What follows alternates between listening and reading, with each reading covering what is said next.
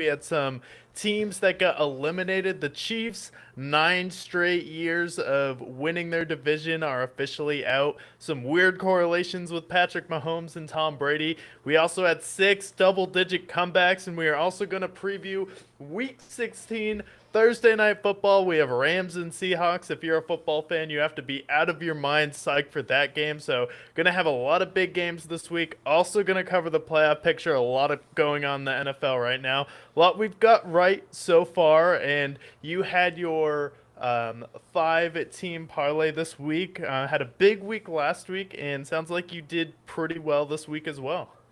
Yes, I had called the Colts at 14.5, the Bills at 1.5, the Ravens at 2.5, and the Falcons money line. We did pretty good this week. Not as good as last week, but we're in the green on the year. We've been right about a lot of things. We had called this Falcons game. We called the Bills game. So if you want to have correct predictions going into Week 16, you're going to want to tune in for this show as we preview every game, recap everything that happened in Week 15, and also give our best and worst teams according to the Brickyard. Yeah, our best and worst teams, and we had a couple of predictions that came true. I mean, I picked one of the biggest upsets of the week when I was talking to ChatGPT. He was talking about some shocking upsets, notably the Falcons and Tampa Bay Buccaneers, and I was on the money for that one. Oh, ye a little faith, who are in the fourth quarter freaking out, but always trust in Kirk Cousins, so I'm excited to get into it. But before we do, we have to go over infamous top and bottom 5. So tell me, feeling negative right now coming out of Week 15, tell me the 5 worst teams according to the Brickyard coming out of Week 15 into Week 16. Well, let's talk about who has graduated from this list and might be permanently graduated from this list. How about the New Orleans Saints? Back-to-back wins against their division. They beat the Panthers considerably. They beat last week. They beat the Falcons. So Saints are on a roll. They look good. Tyler Shaw's looking good. We might not see the Saints on this list for the rest of the year. Now let's go over the worst top 5, the actually bad teams. The Jets, Good job, the Browns, Saints. the Titans. They are actually bad. The Browns lost 31-3. The Jets did Jets things. Brady Cook did the best he could. And then for the Browns and the Titans, I mean, what are you going to do against the Niners? Number 5 is those actual bad teams. At number 4, this is a very niche team I have to add to this list, but it's the Tampa Bay Buccaneers against Kirk Cousins. Kirk Cousins, in his Falcons era, is 3-0 against the Bucs, 1,200 passing yards, 11 touchdowns, 1 pick. If you take out his stats against the Bucs, he has 6-10, 13 touchdowns, 18 interceptions against teams not named Tampa Bay. So Tampa Bay, maybe they're not the worst top team, but if they're facing Kirk Cousins, they're on this list at number 4. At number 3, a much more somber team I have to add to this list because it's reminiscent of another team that we once loved back in the day. I have the Bengals at number 3.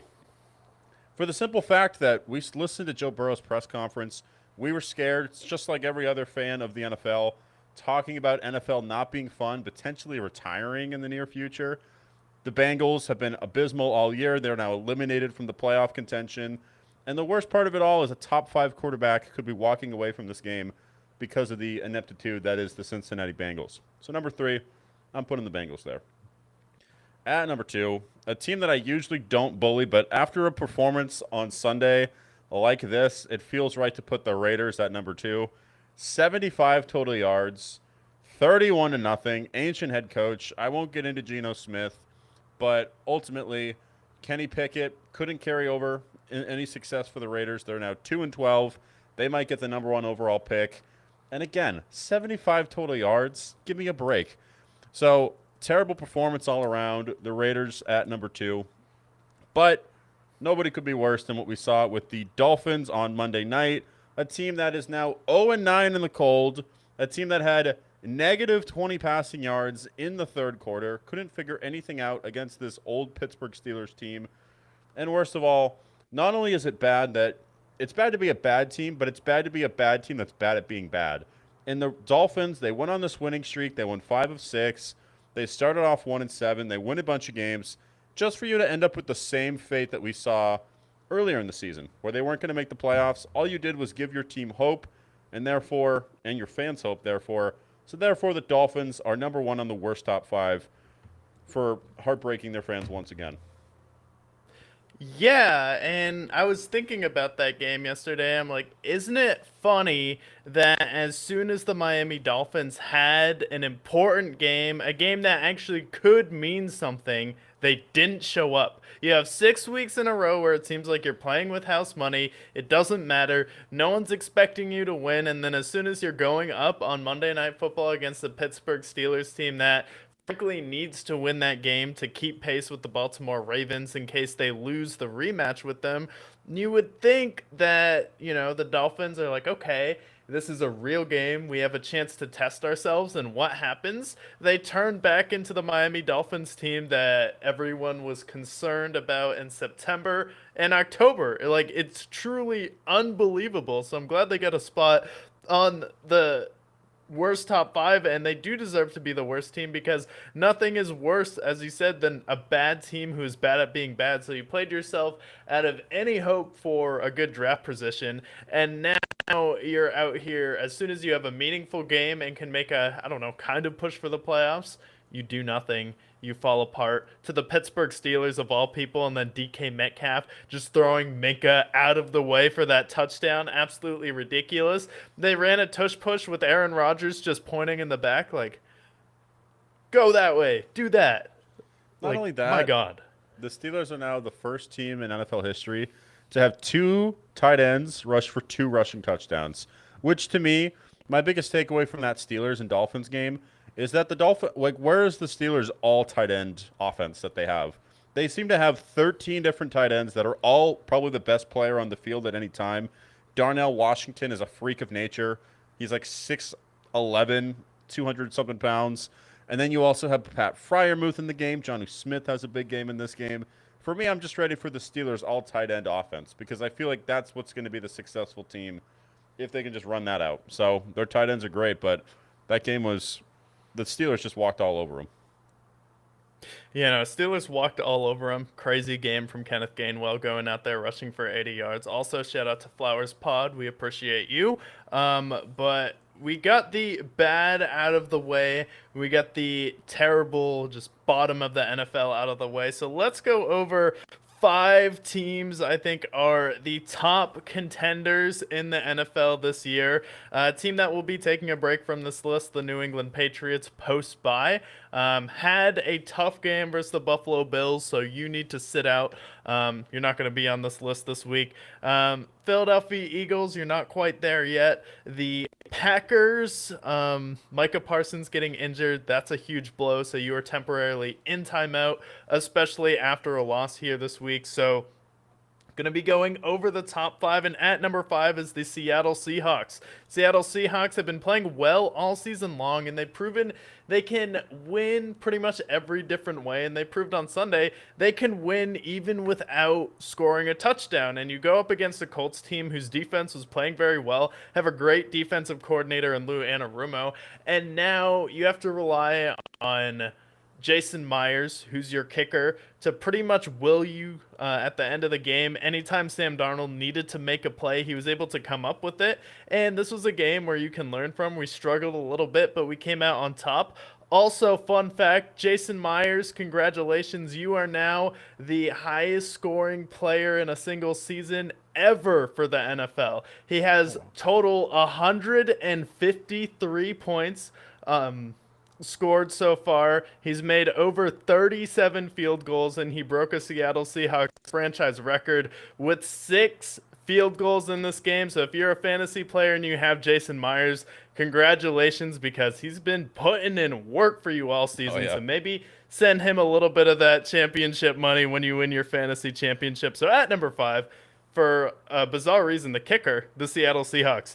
At number 4, another team made history this week. This is the first time that the Jacksonville Jaguars have scored over 25 plus points in 7 straight games ever. This is a career year for their franchise. They have never in franchise history had 7 weeks in a row where they've scored 25 plus points. Jaguars put in work against the Jets. Trevor Lawrence also had some history. Did you know he's the first quarterback to rush for 50 plus yards, rush for a touchdown, and have 5 plus passing touchdowns in a single game? Well, Trevor Lawrence has officially done that. And then Travis Etienne is the first running back to catch 3 touchdowns with over 10 rushing attempts. He's only one of 3 players in NFL history to do that. So history is being made right now in Jacksonville, and Trevor Lawrence looks locked in. And I get this was against the Jets, but this proves that this team is locked in. They are focused right now, and they're on a mission, and it can be very telling with how you beat the bad teams. And the fact that they just win out there, bull rushed them for 48 points. Absolute ridiculous stuff, showing no mercy. You love to see it from the Jacksonville Jaguars, making history. Congratulations to the Jaguars. And then at number 3, we have the Houston Texans. I mean, do we need to say anything else about the Houston Texans? CJ Stroud has 3 touchdowns in this game. They have the first player in Houston Texans history to debut with 100 yards rushing. Nico Collins has 2 receiving touchdowns in this game. CJ Stroud has a good game, and then you kind of just put the works to the Cardinals. You're competing right now with the Jaguars, but your defense at times has looked like the best in the league. Another strong performance, and now the offense is getting going, and that should scare everyone else in the NFL now. This is going to be a team where no one really wants to face the Texans right now, and no one really wants to face the Denver Broncos. Because at number 2, we have the Broncos, and Bo Nix throws for 4 touchdowns in this game. And this might be the best I've ever seen Bo Nix play, where it seemed like their offense was locked in, and it never felt like a question if they were going to get it done in this game, if they're going to go out there and score. The Broncos just went out there, made every single play that they needed to on offense. They overcame a turnover early on from Harvey, and they showed some fortitude in this game where the Packers had them on the ropes. The Packers were pressing the issue at one point, and then the defense just took over for the Denver Broncos, and Bo Nix has a strong performance and one of his, frankly, probably his best performance ever as a Denver Broncos quarterback. So now he has 4 touchdowns in this game. At number 2, we have the Broncos. At number 1, it's the Rams. I mean, all season long, they've just been dominating.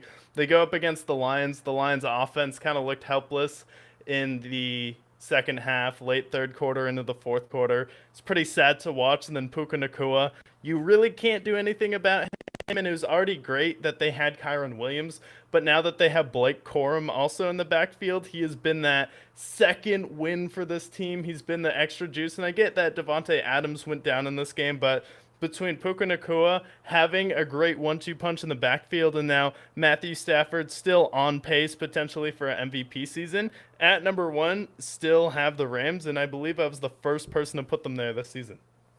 You were. So I get credit here. So I like the Broncos there. I like the Texans. Texans are horrifying right now because not only do they have the best defense, but now their offense is running. The Jags have been firing in all cylinders. Bo Nix, this could be the turning of a page of a guy that a lot of people don't fully believe in, but I think he is a good quarterback. So great list. We now know the best and the worst according to the Brickyard as we cover Week 15 going into Week 16. The witching hour of the NFL season is upon us. But we talked about the worst top 5 and how the Bucs are the worst against Kirk Cousins. And we saw it again on Thursday night. We predicted Falcons money line. If you bet with us, we'll meet you at the booth. But a game-winning field goal from the Falcons kicker, Zane Gonzalez. They come back. They beat the Bucs. And the Bucs, they have lost 5 of the last 7 games. They have not looked great. But Kirk Cousins, 373. 3 touchdowns, QBR 117. Not only that, I forgot to mention the star of the show, a guy that was drafted ahead of the likes of Jamar Chase. Kyle Pitts had a legacy game in this game. I didn't even mention Kyle Pitts in the worst top 5 because he had 7% of his career fantasy points on Thursday night. I happened to 70% of his career fantasy points was on Thursday night? 7%. No way. 7% that is of his insane. 70%? 7% of his career fantasy points stretching 5 seasons. This man dropped 50 on Thursday night, and I happened to face him, and I lost, but that's okay because it was to a friend of mine. But still, Kyle Pitts, 11 catches, 166, 3 touchdowns in this game. Kyle Pitts had the game of his life. He actually scored more touchdowns in this game than he had all of the previous seasons prior to that. So, great game for Kyle Pitts, and it seems like Kirk Cousins does love this man. Yeah, no, whether it's Kyle Pitts or Darnell Mooney, it seems like Kirk Cousins always loses his mind on Thursday Night Football, and I picked the upset in this game heading into it, rewind the tape, where the Brickyard was right, and I was like, I don't know. Last time Kirk Cousins played the Tampa Bay Buccaneers on Thursday Night Football, he kind of lost his mind. It was one of the best games all year last year. Ended up going into overtime, and then in this game, even though it was a 14-point comeback, I still felt pretty good about their chances to win that game. The fact that it came down to a Baker Mayfield interception and then Emeka Ibuka, after coming back from his injury, has not looked like the same player, where it seemed like he was dominating, he was running away with the Rookie of the Year. Does not seem to be the case anymore, and now Baker Mayfield just seems like he's playing through a lot of injuries right now. But Kirk Cousins on Thursday Night Football versus the Tampa Bay Buccaneers, absolutely electric stuff. And if you were here, you could have made a little bit of money because we did call the upset there, and then they end up winning this by 1 point. Absolutely sensational stuff from the Falcons, but just a tough blow to the Tampa Bay Buccaneers because you lose this one by 1 point, and it really comes down to that Baker Mayfield interception, and we're just seeing this team, seems like it's falling apart physically, where early on, September, October, you kind of expect it from them, and then there's also the division-itis that starts to set in, like, well, we play the Panthers 2 of the last 3 games of the year. That's really going to be for the division, so that's where it's going to count here. We're not going to get the 3 seed or higher, so why don't we just settle for the 4 seed, because we already beat Seattle this year. That's probably who it's going to be. We feel confident there, but like this team just feels like they're falling apart. And then I don't know if you have anything else to say about that one, but we can just head right into the Saints and Panthers, which is a game you called, where you were thinking that the Saints were going to beat the Panthers because you said, well, the Panthers have won this week, they've lost that week, they've won this week, and then they lost, and they're like, I don't know, it seems like the pattern, unless they lost to the bye week, is that they're going to lose to the Saints. And then Tyler Shuck, playing out of his mind. He had a 9-minute and 41-second drive last week, which is the longest in the NFL all season long. He's been doing it on the ground with his legs. He's finally giving Jawan Johnson the credit he deserves. Chris Olave is happy just to have him in his life right now. And then he comes back against the Carolina Panthers, who seem like they came out of the bye feeling themselves. You had a chance to really take control of the division and give yourself a buffer if you split with the Tampa Bay Buccaneers. But not only do the Bucs lose to the Falcons, the Panthers lose to the Saints not once, again, after you beat the Rams at home. Like, this team makes no sense. This is the hardest team to predict. Although, honestly, if you just follow the trends, right? They beat the Jets, lost to Buffalo, beat the Packers, lost to the Saints, beat the Falcons, lost to the Niners, beat the Rams, lose to the Saints. So, inevitably, they face the Bucs this week. What do you think I'm going to predict when this time comes? But between the Bucs falling apart against the Falcons, and it just feels like a lot of this is injuries. I do think the Bucs are a good team, but just all the injuries have just piled up, and it's a mess. The Panthers, the issue that I have with them is I don't know if Bryce Young's going to throw for 400 yards or 4 yards in any given game. And that's the problem. This game, he throws for $150. Rico Dowdle doesn't do what Rico Dowdle's been doing all season. And ultimately, the Saints held him down. But the big story, like you mentioned, Tyler Shaw, a guy that nobody bet on. He was a second-round pick. He wasn't highly sought out in the draft, but he's quietly putting together a good rookie season. He was 24 of 32 in this game with a touchdown. And if you look at the stats, maybe they don't jump off the screen, but over the last few games, between last week's game and this game, he is 13 of 20 last week, 24 of 32 this past week. He's putting up good numbers, and the best of it, he's rushed for over 50 yards in both of these games. So I like Tyler Shaw a lot. I think the Saints are one of those teams that we look at, just like we talked about the Lions several years ago when we started this show, and we predicted plenty others. The Broncos last year, we looked into them this year with high expectations. I think the Saints next year could very well win their division if their draft is done right. And honestly, if Kellen Moore can turn this team around, it might be the most impressive turnaround of a franchise, maybe since Sean McVay with the Rams, especially with how broken Jeff Fisher left that team, especially with Jared Goff. They still had a good defense there. He just had to make a couple moves. But you look at some of these other coaches, maybe you could argue D'Amico Ryan with Houston, but Houston kind of always has a good roster. They had a good defense, but this could be one of the best turnarounds in a while where this team has kind of just gone through a funk for a little bit. Now it's going to be an underrated quarterback where no one really took Tyler Shuck too seriously coming into the draft. Now he's looking like a legit quarterback, and say what you will about him. He's throwing for over 200 yards in most of his games, and he threw for 272 in this one, and threw for a touchdown, and he's leading his team down the field at the end of games, which, like, say what you will about, like, Drake May. Drake May still hasn't had a comeback drive yet in the fourth quarter. So, like, Tyler Shuck has already proven he can do that, and this is a bad division. Like, the Falcons, I don't know what we're doing there. Maybe we pick up Mac Jones, maybe we get Kyler Murray, maybe we trade up and try and get a quarterback in the draft. The Panthers, I like what I see, but I still don't believe in Bryce Young to be a long-term quarterback. And then, so if you look at it with the Saints, you might be the only team that has your long-term quarterback situation set for the next 10 years because Baker Mayfield's kind of fallen off a little bit this year. Seems like he's taking a lot of punishment and a lot of hits. What's the longevity on his career going to be like, especially as a smaller quarterback? We saw what happened to Russell Wilson. So say Baker Mayfield probably only has 2-3 more years with the Tampa Bay Buccaneers. Yeah, I think this, like I mentioned with the Saints, like they have a young roster. They have their wide receiver. Chris Olave's great. Jawan Johnson's been great for them. This is a Saints team where maybe they go out and spend some money now that their salary cap is in less hell than it's been over the last decade. They finally have it figured out. Now they have some money to play with. Some of their older guys are starting to retire, so they have some money to free up for them. So I think they're going to be big players in free agency. I can see them going after somebody. Maybe A.J. Brown does actually end up getting traded, and the Saints want to give him a star wide receiver.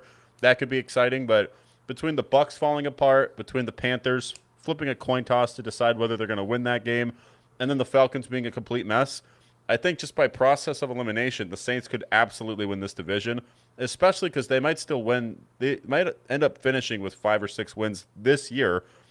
So I think it's very obtainable that we might see the Saints really make a big push next year. Yeah, no, absolutely. So keep an eye on the Saints. Another game that we called. So 2 massive upsets already early on the week where we called the Falcons winning, we called the Saints winning, and then let's go over Trevor's big day, shall we? So now Sure. Trevor Lawrence and the Jaguars, for the first time in franchise history, have had 7 games in a row with 25 plus points, and then Trevor Lawrence is the first player in NFL history to have 5 passing touchdowns, 1 rushing touchdown, and 50-plus rushing yards in a single game. Then Travis Etienne again became only the 3rd player in 40 seasons to post 10-plus rushing attempts, 70-plus receiving yards, and 3 receiving touchdowns in one game, joining Marshall Faulk and Brian Westbrook. Oh my God. What a sensational week for the Jaguars, setting records. Yes, and Trevor over the last 3 games, 9 touchdowns, 0 picks. He's completing 60% of his passes. His QBR's in the high 90s. This reminiscent of when we had that hot streak with him a few years back when they were the 1 seed and they were starting to get into the playoffs. I feel like now he finally has the confidence that we hadn't seen before. And this is probably the closest we've seen for Trevor Lawrence, the Clemson Trevor that drafted him number 1 overall, that made him the prince that's promised. And that's scary because their defense has the number 1 rushing defense in the league. We have Trevor Lawrence, who he's definitely got the talent to be a top quarterback in the league. And then the way Travis Etienne is playing. I also want to shout out Jacoby Myers, who's been a great addition from the trade deadline. He's been essentially his safety blanket there. So the Jags, they're a scary team. I think if they were to face off against a team like the Chargers in the first round, that's a team that they can definitely beat. And anything can happen in the NFL. So I think the Jags, they're in a position, I don't know, depending on who they match up with, I think we can see them in the divisional round. Yeah, I can definitely see them in the divisional round. And then, did you see the just touchdown pass that he had in the back of the end zone? I think it was to BTJ where it was over two defenders. It didn't even look like there was a window there. And then Trevor just threw a laser to him in the back of the end zone. And, with Trevor Lawrence, I've been conflicted because in some instances he is making bad plays, but he did have for a while. His receiving core had the most drops in the league at one point this year, and he was hitting guys in the hand. Brian Thomas Jr. was a little bit banged up, and they could never really figure out their wide receiver room, and he still doesn't have that legitimate elite number one guy. But when it comes to a quarterback who has the talent to be a top five quarterback in the league and can really put it on his guys, you just those guys who can go out there, work hard, someone who can beat man-to-man coverage, and just a couple guys that he can trust, and then an explosive run game. And you're seeing that with Travis Etienne.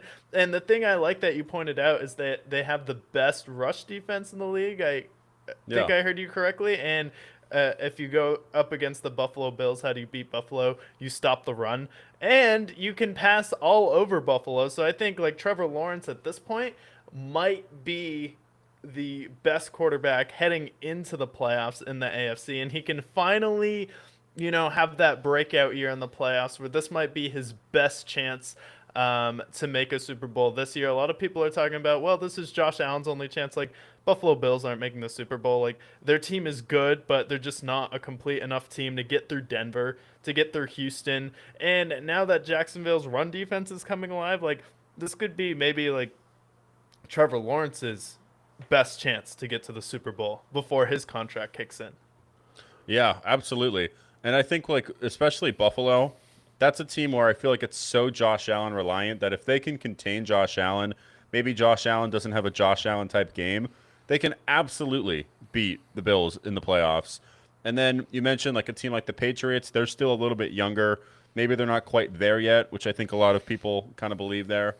And then the Chargers, who are absolutely banged up. So I think there's plenty of teams. I'd be nervous if they face the Texans, and I'd be nervous if they face the Broncos. But otherwise, I think all the other teams in the AFC, if they face the Steelers, I think they beat the Steelers. So I think it's definitely attainable that they get that win.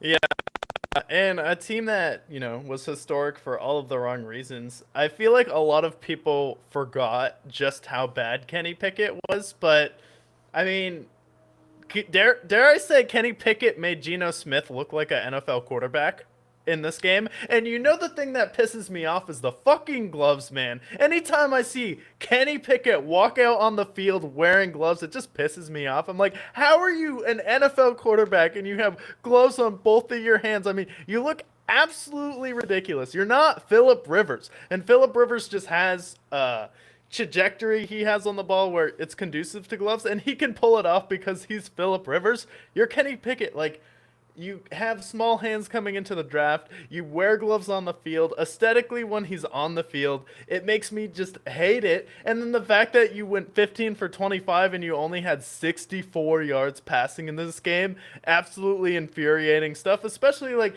don't forget how much the Philadelphia Eagles were sliding coming into this week. And, coming into December, the bad teams are really showing just how bad they are. And the race for the number one overall pick just heating up right now with these teams trying to outdo each other. Yeah, and this was honestly, if we're talking about the level of bad, it's impressive how bad they were. Because, like I mentioned in the worst top five, the Raiders had 75 yards of offense. Literally, if they give it to Saquon at the right time, he could have gotten as many rushing yards as the Raiders got all game in one play. That was how bad the Raiders were. They had 7 total first downs. They had the ball for 20 minutes, and they had some turnovers in this game. Kenny Pickett threw an interception. And what's amazing to me is that draft with Kenny Pickett could very well go down as the worst quarterback draft in the history of the NFL. You have Kenny Pickett, you have Malik Willis, and you have Desmond Ridder. Sam Corral, he hasn't even played in the NFL. So that's the 4 quarterbacks. He was the only person taken in the first round. In his career, over 4 years, he has 16 touchdowns, 15 picks, and he's he's on the Raiders now. QBR has continued to slide. That might be the worst quarterback draft in the history of the NFL. Yeah, well, say what you will about Kenny Pickett, at least you know what you're gonna get. Nothing good. But Yes. and honestly, the best quarterback out of that draft has been anytime Malik Willis has played for the Packers. Like he's looked like a good player. He can fill in for Jordan Love. That's great. But that game, Eagles, they get back to winning ways. They have a big game. Jalen Hurts didn't even have to do much. 12 of 15, 175. Saquon didn't even have a crazy game. Like this game, the Eagles played fine. They got the win, but I think this speaks more to how bad the Raiders are. Yeah, no, it speaks to how bad the Raiders are, and for the Eagles, there's not really much you can take out of this. Congratulations, you got a win. Let's see you do. Like you're not convincing me that you're gonna come out and win a first round or even win a playoff game after this. I still need to see more. Um, this is depressing. What's unfolding right now in Cincinnati? You have the Ravens of all teams shut out the Cincinnati Bengals, and this game can be summed up in that ridiculous play where Kyle Van Noy gets an interception, hands the ball to the safety, and then he runs it all the way in for a touchdown. I'm like, oh, that's what we're doing in this game. This just sucks. And Joe Burrow without T Higgins in this game, I mean, you should still score at least when you have Jamar Chase. And now it seems like Joe Burrow, I hope he's not going down this path, but it seems like he's going down the path of Andrew Luck, unfortunately, where last week he was like, yeah, it was just great to be out there. It was fun. And then this week it seems like a completely different tone. Just doesn't seem into it. And he's someone who's already made a ton of money just off of endorsements. And when you make that much money, you kind of have to wonder how much drive some of these guys have to stick with it, especially when you're getting injured year in, year out. You're playing outside in Cincinnati. So do you think this is just kind of just being emotional after two straight kind of wasted years for Cincinnati, or do you think he has the potential to go down an Andrew Luck path? Well, the problem is that no matter how many people they sign on the offensive line, he still gets abused. He's been injured a lot. He's been injured every single season. And now it sounds like it's really starting to reflect in not only his play, but his press conferences as well. I feel like the solution for them is going to be maybe he gets traded, maybe he asks to leave Cincinnati, or better yet, like maybe they fire Zach Taylor. But this team, since the Super Bowl, they have missed the playoffs 3 consecutive years after they made it the following year and lost to the Chiefs. But ever since then, it's just been a consistent nosedive. And for me, I just think if you're someone like Joe Burrow who has already got his big contract, he's got a lot, he's been smart with his money and he's got other business ventures elsewhere. He's a guy that probably could make money as an analyst if he'd like to, like as a guy that's going to keep getting hit, as a guy that's already approaching 30. I think we're seeing the next Andrew Luck, unfortunately. And it sucks because I love Joe Burrow, you love Joe Burrow, the world loves Joe Burrow. But at this point, like I think we are seeing what happens when your team doesn't get an offensive line. This guy's been sacked 206 times in 6 seasons, and that's with injuries in every season for the most part. He's really only had one fully healthy season, and when they did that, they made the Super Bowl. So we know what he's capable of, but it's just sad. Cincinnati has let him down. Their training facilities are dog shit, and because of that, we might miss out on a generational talent. Yeah, and it's weird because he just seems like one of those guys who just gets injured in fluky ways sometimes. Where like Joe Flacco played for this team and he didn't get injured, where Joe Burrow got injured faster in the first couple weeks this season than Joe Flacco did when he was filling in for Joe Burrow after he got traded from the Browns. So it seems like a combination with him getting hit a lot, the Cincinnati Bengals kind of not being able to figure out the offensive line, with him just seeming like he is a player that's just injury prone, which is unfortunate, and it's really no fault of his own. It like just seems like a genetic thing with him. Yeah, and it's really sad. It's not like they haven't put talent around him. Jamar Chase has been great, but the Bengals, they might be better off trading Joe Burrow, trading Jamar Chase, blowing it up, and trying anew with another quarterback. But Joe Burrow, to me, looks like he's miserable in Cincinnati. I know he's from Cincinnati, so, or at least from Ohio, so it would be a shame to the state of Ohio. But at the same time, if it's the difference between him retiring or having a fresh start. I would much rather him have a fresh start somewhere. I know the Cardinals have been linked to him. The Vikings have been linked to him. A few other teams, the Falcons could be interested. I think those fresh starts might actually potentially save his career if they can get the offensive line right. Yeah, I mean, all but 5 teams should be really interested in Joe Burrow if there's the opportunity for him. Like any team that doesn't have, if you don't have Patrick Mahomes, Josh Allen, or Lamar Jackson, you should be interested in Joe Burrow. Oh yeah, 100%. If I'm a team like the Falcons, who Michael Penix is coming off of an injury, maybe you trade for him. If you're a team like the Panthers, I think really anybody in the NFC South should be interested in Joe Burrow. Um, the San Saints maybe give him a Francisco. call. San Francisco would be amazing. Trade Brock Purdy and the salaries work. Maybe you trade Brock Purdy for him, but it's And then Brock unfortunate. Purdy, he would still have like a solid team. And that would be Kyle Shanahan's Jared Goff trade for Matt Stafford. And I feel like that's like kind of a comparable swap where you have a guy who's like a top 5 talent versus a guy who's hovering like potentially at number 10 to maybe 6 at his peak. Yeah, absolutely. Yeah, I think it's a good trade overall. The salaries work. For the Ravens, I'll shout out because I know Flowers Pot is a Ravens fan. Let's shout out Derrick Henry. He rushed for over 100 yards. He looked great in this game, ran all over the Bengals. Lamar, he looks like he's still dealing with some injuries here. Hasn't been fully himself, but they're still in that race. They couldn't really afford to lose this game, so I'll give credit to the Ravens and their defense there, but this is really a story about the Bengals in this game. Yeah, I will say it for Flowers Pot. I kind of like that Lamar is nursing his injury right now because if he does get healthy and there's not very high expectations on the Baltimore Ravens, I think it is great if Lamar Jackson can go into a playoff game at home in Baltimore versus Buffalo, who doesn't really have a great run defense, and you have Derrick Henry, who has played really well against the Buffalo Bills. And if you can stick to a game plan, John Harbaugh, where you're running the ball with Derrick Henry and you stick to that, and then Lamar Jackson can get healthier, I think the Ravens could be in a great position to be in that same type of spot that the Houston Texans were when they played the Jaguars in the first round. So I think they're a team that is sleepwalking right now, but if Lamar gets healthy, they still have a shot because they still have a lot of good players on defense. Yeah, 100%. I want to talk about the Bills and Patriots game next because this is a game where the Patriots, first half, they're up 21 nothing. They look great. They look like they're about to run the doors, beat the Buffalo Bills to death. And then in the second half, the script flips. Josh Allen plays exceptional in the second half. Is Superman the Josh Allen that we know and love? And the Bills come back. They crawl back. They get the win and beat the Patriots.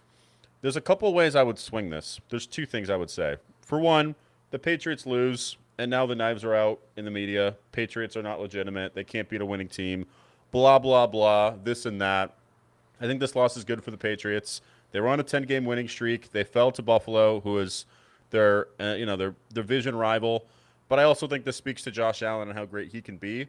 But the main thing that I want to say in this game is it's great that the Bills beat the Patriots, and it's great that they're in that race still.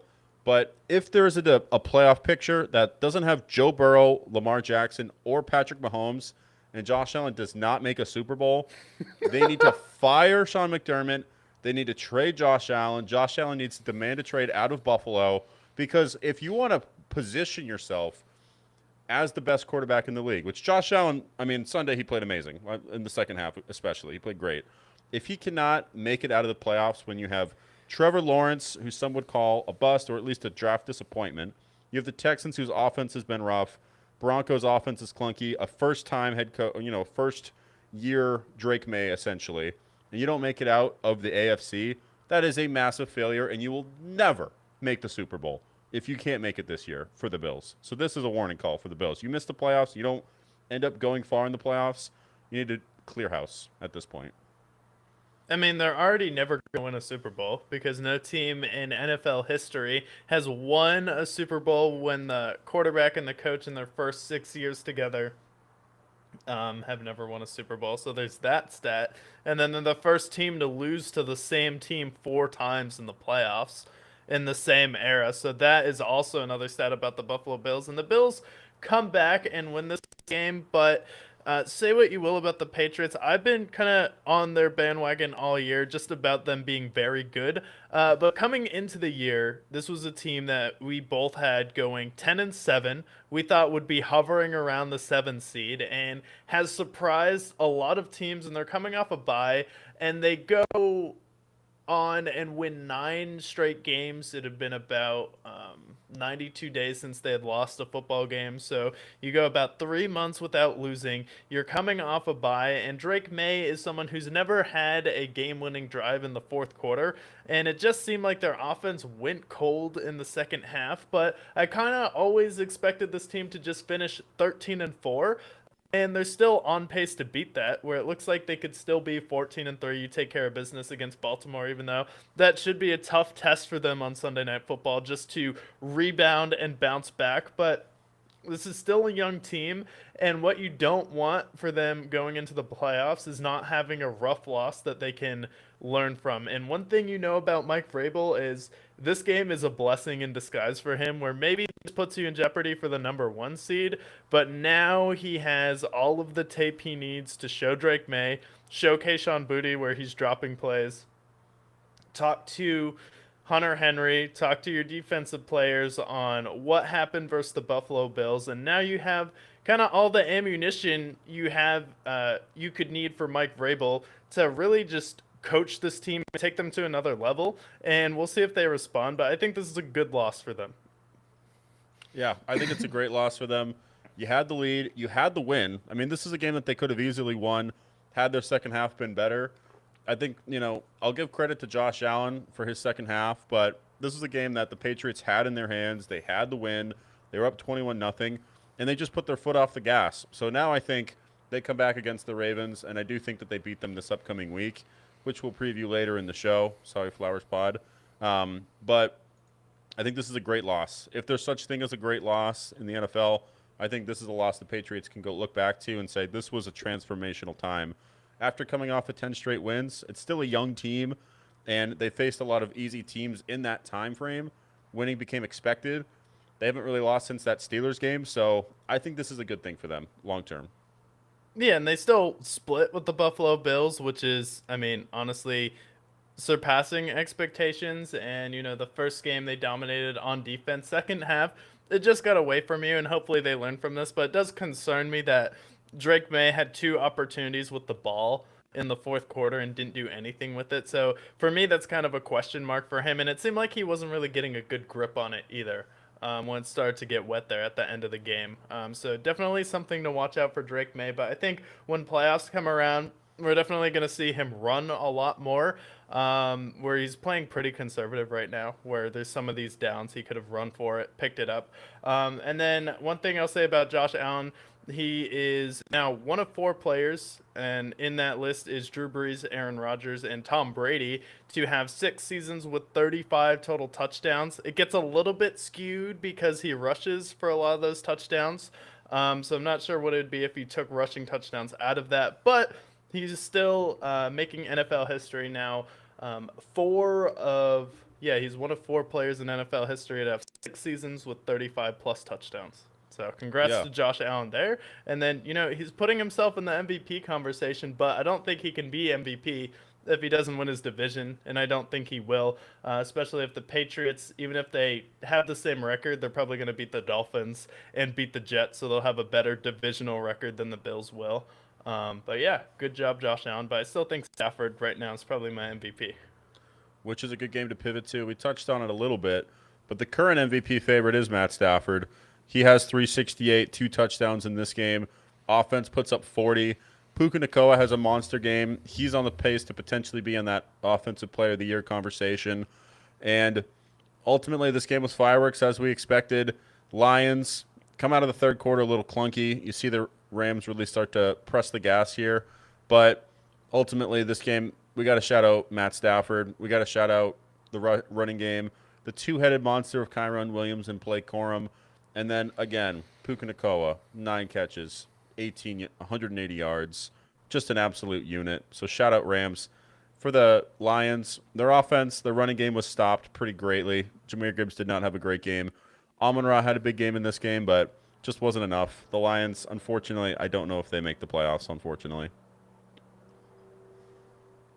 Yeah, and they still can make the playoffs here, but it comes down to the Chicago Bears if they're going to lose to the Green Bay Packers next week. So, really, for the Lions, you had to win this game. I picked the Rams coming into this week, though, just because I thought the Rams were the better team, and Detroit had beat them 3 times in a row.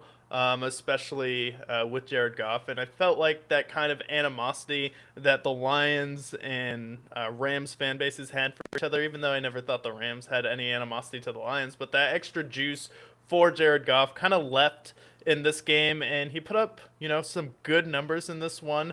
But now your fate is in the hands of the Green Bay Packers. And the Packers, if they go out there, beat Chicago, then you're pretty much locked head to head with the Chicago Bears in the final week for the last playoff spot. But essentially, the Bears can beat the Packers and wrap up potentially the division in a playoff spot. And then your hope would be that the Green Bay Packers lose out because they lost Micah Parsons and they're going to be out Christian Watson for a couple weeks. So you have to either pray that the Packers beat the Bears, or if the Bears beat them, then you need the Packers to lose out because they have the tiebreaker. Yeah, and I think it's possible if we want to pivot to the Bears game. The Bears face the Browns, one of the teams that we don't pick on too much because it's tough being a Browns fan and just being a Cleveland fan in general. Shedeur Sanders came down to earth in this game, threw 3 picks. They only mustered 3 points, but Caleb Williams plays a good game, 242, 2 touchdowns. D Swift has another big game in this game. We see a DJ Moore touchdown twice in this game. So shout out the Bears. I mean, their defense has played exceptional. They shut down the Browns offense, and Caleb Williams, it's clunky sometimes. I do think he's going to be much better next year, but the Bears, I mean, they're 10-4, and I didn't think they were going to be 10-4 entering the season. Yeah, no, we had them closer to that 9-8 range, which is still good for the Chicago Bears, but they've really put it together, and a lot of that is due to their run game, and then most of it is due to them having the highest turnover ratio of any team in the NFL. You have 3 players in the top 5 for interceptions as of right now, so the Chicago Bears have played really well on defense, and then really the thing to say about the Browns is that we talked about how the Steelers have kind of wasted TJ Watt's prime, but if any team is just wasting a player's prime, it's the Cleveland Browns and Myles Garrett, because Myles Garrett is on pace to break the single season sack record, where he has a sack and a half in this game. Now he's at 21.5 sacks, so he just needs one more sack to tie TJ Watt's 1.5 sacks to break his record if he has 23 total sacks this year, and it's going to be all for naught. It'll just be, Myles Garrett had a career year, but the Browns only won 3 games. They weren't able to do anything about it, and the Browns defense has been playing really well all year long this year. So for me, it's like, well, your defense is playing this well. You really haven't been able to figure out the quarterback situation at this point. So I think it's time you just move on from Kevin Stefanski, not necessarily because he's a bad coach, but because the franchise needs a new direction. We need a fresh set of eyes to take a look and see what's going wrong with the talent on offense, because you're an offensive head coach, but your offense kind of peaked a couple years ago, and then ever since Nick Chubb had that horrible knee injury, and D Ford realized that, Ford stands for fix on the regular daily, this offense just hasn't been the same. So I think it might be time for a clean breakup. And, if you're Kevin Stefanski, maybe go to Atlanta next year, and that's a good change of pace for you. Yeah, I think Kevin Stefanski's a good coach, but at this point, like, you're 3-11. I don't see you winning any more games this year. Shedeur Sanders, maybe he's the answer, maybe he's not. I don't think he is. But for me, like, Kevin Stefanski, you've had him now for several years now. The offense has gotten worse and worse each and every year. If I'm Kevin Stefanski, I'm a 2-time coach of the year. I can go to a place like Atlanta, immediately have my quarterback of the future potentially. I can go to the Titans and try to groom Cam Ward if I want to. There's options for him. And I think that would be exciting for him. So I think it's a better breakup for Kevin Stefanski than it is otherwise. So Cleveland, maybe they find their future head coach somewhere else, but I just think for them, they have a lot of holes to fix, and you got a lot of problems, as Ted would say. Yeah, you got a lot of problems, don't you? And the first one will be them thinking it's a good idea bring in Marvin Lewis as their next head coach. Calling it now. Maybe, yeah. Maybe Chip Kelly gets a call. It's the Browns. And it's unfortunate because there was a very short window of time where the Browns were good with Baker Mayfield, Odell, Jarvis Landry. On the defensive side, you had Denzel Ward and Myles Garrett.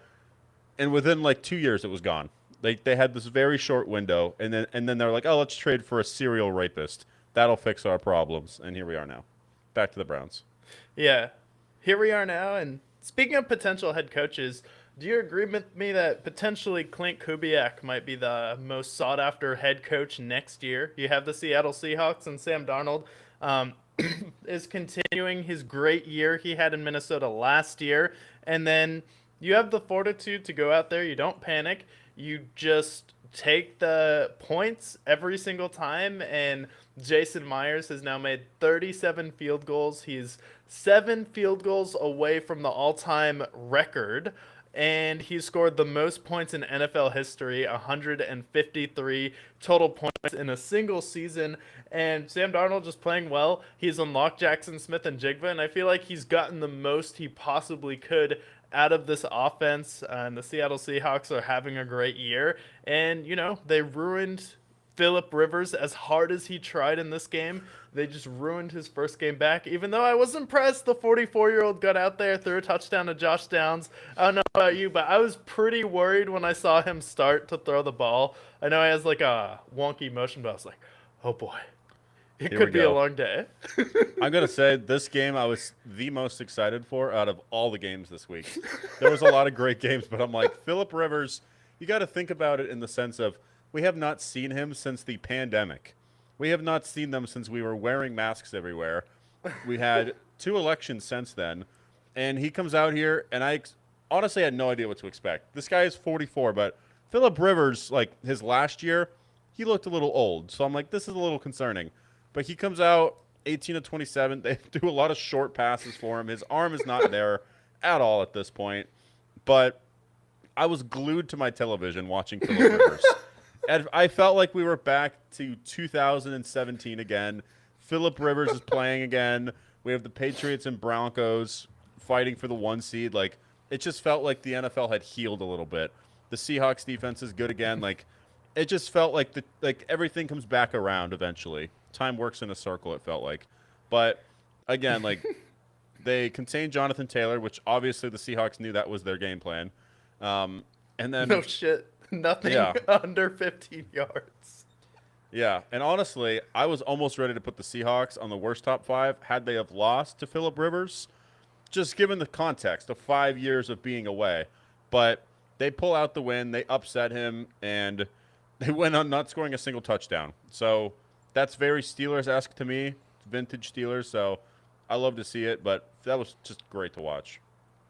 I mean, what was the spread in this game, though? Because it felt like the Seattle 14 Seahawks... and a half. 14 and a half? Yeah, no, it felt like the Seattle Seahawks were not only kind of playing with the spread, but this is one of those respect your elders moments where you have Phillip Rivers coming in here clearly for the insurance money. Oh, it was such a hard decision. I didn't know if I was coming back, even though my 5-year supplemental insurance from the NFL is running out this year. And if I play again this year, it'll get extended once I retire another 5 years. Like, okay, you put 2 and 2 together. That's exactly why he's doing it, because he has, I don't know, 13 kids, an entire football team at home. So he literally just came back for the insurance money. And this is the most maybe interesting game of all time where neither team scored 20 points, at least for this season, because Phillip Rivers, he looked like he was seeing the game, and he said before the game, like, hey, I've never been the guy who can push it 40 yards down the field, even like before I retired here.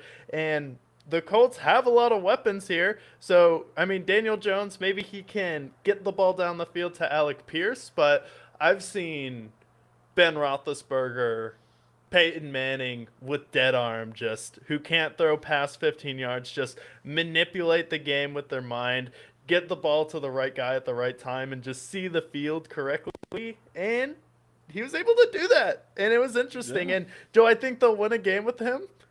No. But is it fun to watch and is it entertaining? Absolutely. I want them to win One game. Just one game with Phillip Rivers.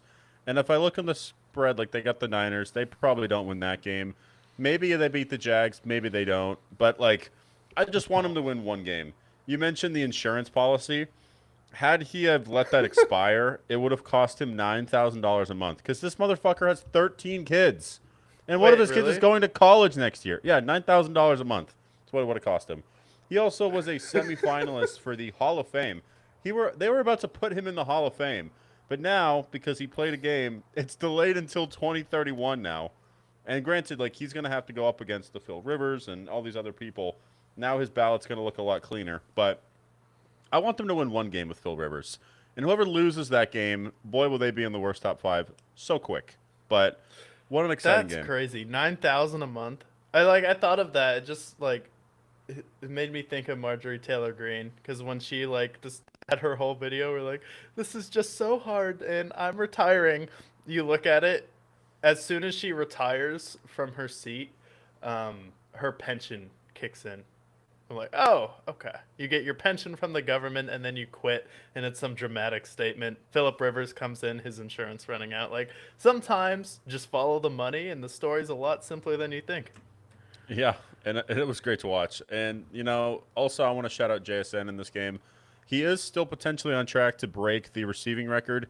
He is going to need 3 big games to get there, but he's at 1541 right now.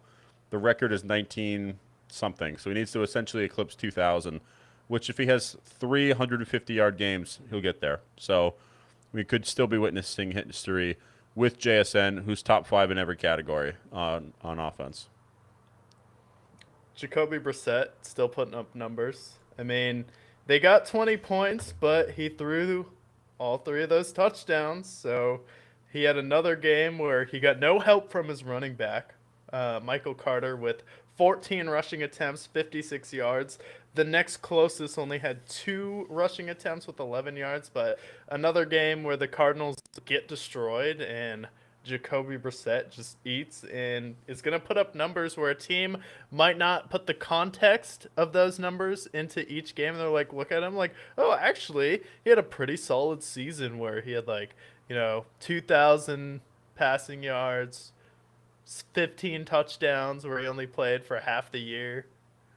No, I mean 2,700 yards through 10 games. Granted, he's won one game, and it was against the Cowboys, which we had called at the time. But for me, it's funny because if you listen to Arizona Cardinals fans right now, they want them to build around Jacoby Brissett. That is the growing narrative around Oh, that's Arizona so right sad. now. That's It's just so sad. If you want to talk about a sad sports city, go to Phoenix. It doesn't get much sadder than that. The Suns, they're excited about Grayson Allen, It's and like saying I want to build around DeAndre Ayton. literally, no, it's the same thing, same franchise too. Like the Cardinals, and it's fun because I mean he can't push the ball down the field. There was a big game from Trey McBride in this game, and they didn't have Marvin Harrison, but at this point, like this team just feels like they've given up, especially on the defense. The mastermind that is Murr from Impractical Jokers, it's got to be his last season, surely, at this point. Especially when you look at that division. You have 3 juggernaut head coaches, and then you have Jonathan Gannon. Like, they got to do something at this point. Yeah, but Houston putting up buckets in this one. So, congratulations to the Texans for a big win. But we expect this from you. Another game, we had the Commanders and the Giants, and we had another game where Jackson Dart went into the blue medical tent for a concussion evaluation. So I believe there's only been 2 games that he's played so far in his career where he hasn't gotten evaluated for a concussion. Yeah, he's played half of his games in the medical tent at this point. And it's sad. I would love to see Jackson Dart, have a great career in the NFL. I think the Giants would love to see it too. But at this point, he might be a Joe Burrow story, not because he is tired and, not having fun with the game, but because the game is just kicking his ass at this point. I mean, he didn't play a horrible game either. I mean, 240, 2 touchdowns. I think he's got the talent, but this guy refuses to reject contact in any way. He is literally the quarterback version of Cam Scatterbu, which is why their pairing is so enticing. The difference is that one of them is supposed to do that for a living. The other one is Jackson Dart. And at this point, when you've been in the medical tent now pretty much every game in your career, it looks like he's going to have a pretty short career if he stays the way he is. And he seems pretty adamant about playing aggressive, which hasn't warranted him very well this season at all. Yeah, no. And the Commanders snapped their losing streak and beat the Giants. And yeah, they've been struggling a little bit this year, but they get the win. But, Jackson Dart does look like he has the talent, but I feel like he's going to have some onset CTE really quick. So I hope mentally he's okay. Brady should have Well, been playing for Indy. Absolutely. I think Brady wanted to. But I agree with you, Flower Spot. I do think the Giants will be scary next year. I think they would be interested. I know there's rumors around the mill that Marcus Freeman might be their next head coach from Notre Dame. We have some sources close to the Giants that are pointing in that direction. That could be interesting. Maybe they get Urban another Meyer receiver. warned him not to go to the NFL. I mean, when Urban Meyer speaks about going to the NFL, he like literally just said, yeah, he shouldn't go to the NFL because it's hard. Yes, it is hard. And Notre Dame, they're in some hot water right now. This is not a college football show, but Notre Dame's in a lot of flack. Marcus Freeman maybe wants to get out, go to New York, one of the biggest markets in all of America, to a team that hasn't been successful since Eli Manning. That's a choice, but you know what? You want to get out of Notre Dame? I guess this is the way you do it. We'll see if that ends up being true, but that's what our sources are saying right now. Marcus Freeman could be a giant. Yeah, I just don't love the like one was what's the last who's the last great college coach that's come into the NFL and really succeeded? I mean, it seems like the last time it happened was when we had Jim Harbaugh and Pete Carroll with the Seattle Seahawks and the 49ers. Jim Harbaugh has come back, but he already had experience. But, like, who's the last first year head coach who's come out of college and really succeeded? Because, like, mind you, Pete Carroll also coached the Patriots right before Bill Belichick. So, guy's been around a long time. So, I feel like him and Jim Harbaugh are kind of the anomalies here. Yeah, I would agree. I think especially in modern day college football, when a lot of it has to do with recruiting, less than it has to do, and plus your name pedigree. Like Notre Dame is one of the biggest brands in college football too, so you Now, already have money. swing there. And now you have money, and Notre Dame has unlimited money. So, like, I just think it's hard to really assess a good college football coach that can carry over in the NFL. I think him being young might resonate with that Giants team, but that might not necessarily equate to wins either, because there's plenty of young coaches. I mean, half the coaches in the league are under 40 at this point, just because they had a cup of coffee with Sean McVay. So, I just don't see that going very well in the NFL. Maybe we're wrong. No, the next Giants coach needs to be a real psycho. Like, more psychotic than Jackson Dart and Cam Scatterbo. Maybe they But who cloned is Dan that, though? Campbell. Maybe they cloned Dan Campbell. Give him a Maybe. job in two places. Because, I like, mean, honestly, like, if Tom Brady can clone his dog, then why can't we clone Dan Campbell and put him in the Giants head coach? yeah, honestly. So, I think, like, they need someone like a Tony Soprano type to coach that team. Yes, a mob boss. Yeah, that could be Yeah, fun. But some more games to cover. Let's get this Titans and Niners game out of the way. Niners are the better team. Brock it Purdy played happened. great. It happened. Yeah, 3 touchdowns for Brock Purdy. And they're quietly on the heels of the Rams and the Seattle Seahawks. And whoever loses that game is going to be sitting right next to the San Francisco 49ers, who has beaten both of those teams once this year. Early on, they beat the Seattle Seahawks. And on Thursday Night Football, on that fateful night, they beat the Rams, which is where I started my hot winning streak, picking pretty much every Thursday night football game right after October here.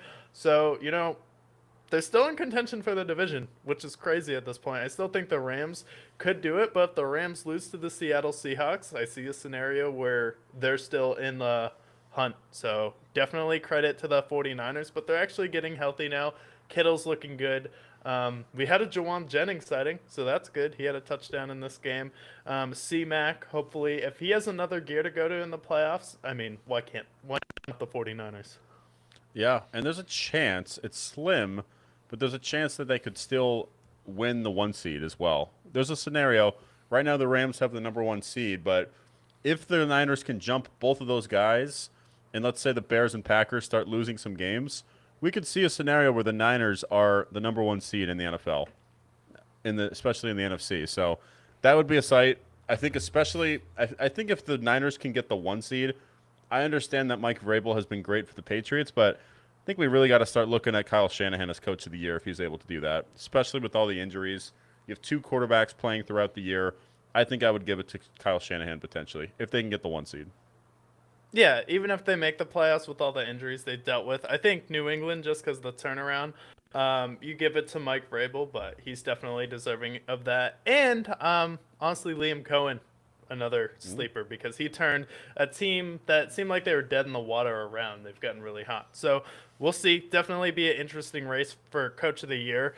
What if I told you there is one player in NFL history to have 3 games in their first 8 starts with 250 passing yards and 3 passing touchdowns, and there's only one player doing that, and he wears number 9, and he's in Minnesota. No, I don't believe that. Say that stat That's again. true.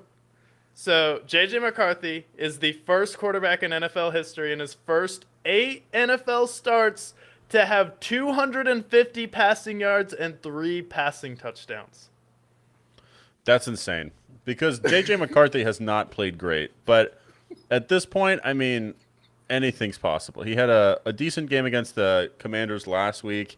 He's had some other big games, but that would stun me if that's a true statistic that you're sharing with me right here. No, that's a true stat. NFL history was made this past week. We've gone over the Jaguars and Trevor Lawrence making NFL history. We've gone over Josh Allen joining an elite club of 3 other quarterbacks not named Josh Allen to have 35 career touchdowns. And now J.J. McCarthy is the only quarterback in NFL history in his first 8 starts to have 250-plus passing yards and 3 touchdowns.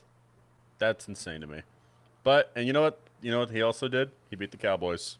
He beat the Cowboys and essentially eliminated them from playoff contention. They're not officially dead, but they might as well be, especially with that performance.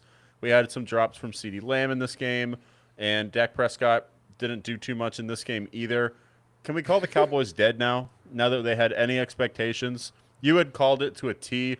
I bought the hype for like a week or two, but after they beat the Chiefs, That's what they do.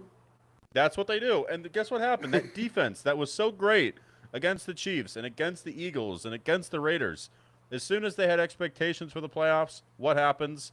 They get blown out by the Lions, and the Vikings handle it with none other than 9 himself. Yeah, and the crazy thing was we had a segment on J.J. McCarthy like 2 weeks ago, and I defended him. And I was like, I don't know, like maybe give him a chance. He hasn't had like enough consistency where he's been starting on a regular basis, where we've seen guys struggle, be terrible their first year, and then come back and kind of come into their own. And now that he's kind of already making history right now, he has great weapons around him. Minnesota's been kicking some butt the past few weeks. He has a great head coach. I'm like, let's see like another full year of him starting, and then we bring in like a good backup to mentor him. Maybe you go after someone like Andy Dalton, bring in Joe Flacco to really kind of help him, and then bring him down the line. I don't think Carson Wentz is necessarily going to be the best mentor for him, but maybe you could bring in another quarterback just to at least compete with him, someone like a Gardner Minshew. But overall, like, he's played okay, and I feel like people wrote J.J. McCarthy off very fast, and, you know, I picked the Vikings to win this game, another upset pick where you could have made money if you're watching the Brickyard last week, where I got the Falcons, and, you know, we picked the Saints to beat the Panthers, and then also now the Vikings to beat the Cowboys. So history's being made, and then the Cowboys, this is what they do. This is why I picked the Vikings to beat them, because I'm like, well, they were like really hot at one point, and then they had a couple weeks where they struggled. So I think they're going to struggle for another few weeks in a row. That's exactly what happened, losing to the Detroit Lions on Thursday Night Football, and then coming off a primetime game, losing to the Minnesota Vikings. It's almost like Dak is allergic to primetime sometimes. Oh, yeah, 1,000%. Yeah, and I think I understand why people wrote him off. I'm one of those people that wrote him off as well. But, you know, when you have Jordan Addison, you have TJ Hawkinson, you have Jay Jeff, and you have a run game with Aaron Jones, I think good things can happen. And their defense historically has played well this season. They've struggled of late, but they contain the Cowboys. They make some good plays here, and I mean, I think the Vikings could be interesting next year, especially if they can get a backup to help groom him a little bit. Maybe they draft a running back like a Jeremiah Love coming out of Notre Dame. I think they could be a really fun team, especially if they can get the running back position correct. Yeah, because he hasn't had a good run game, which is very important for a young quarterback here. But JJ McCarthy definitely hasn't been the worst quarterback I have ever seen here. So credit to me for sticking up to JJ McCarthy a couple weeks ago. Yeah, shout out you. And then I believe that covers every game that of the week 15 slate. We talked about the Steelers game as well. We talked Broncos Packers for a little bit, but major injuries occurred in that game. Micah Parsons goes down.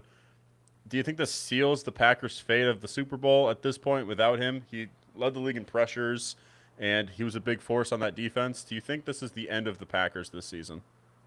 Yeah, I think it's over for the Packers, especially like you go into Denver. This is kind of a really competitive matchup between the AFC and NFC.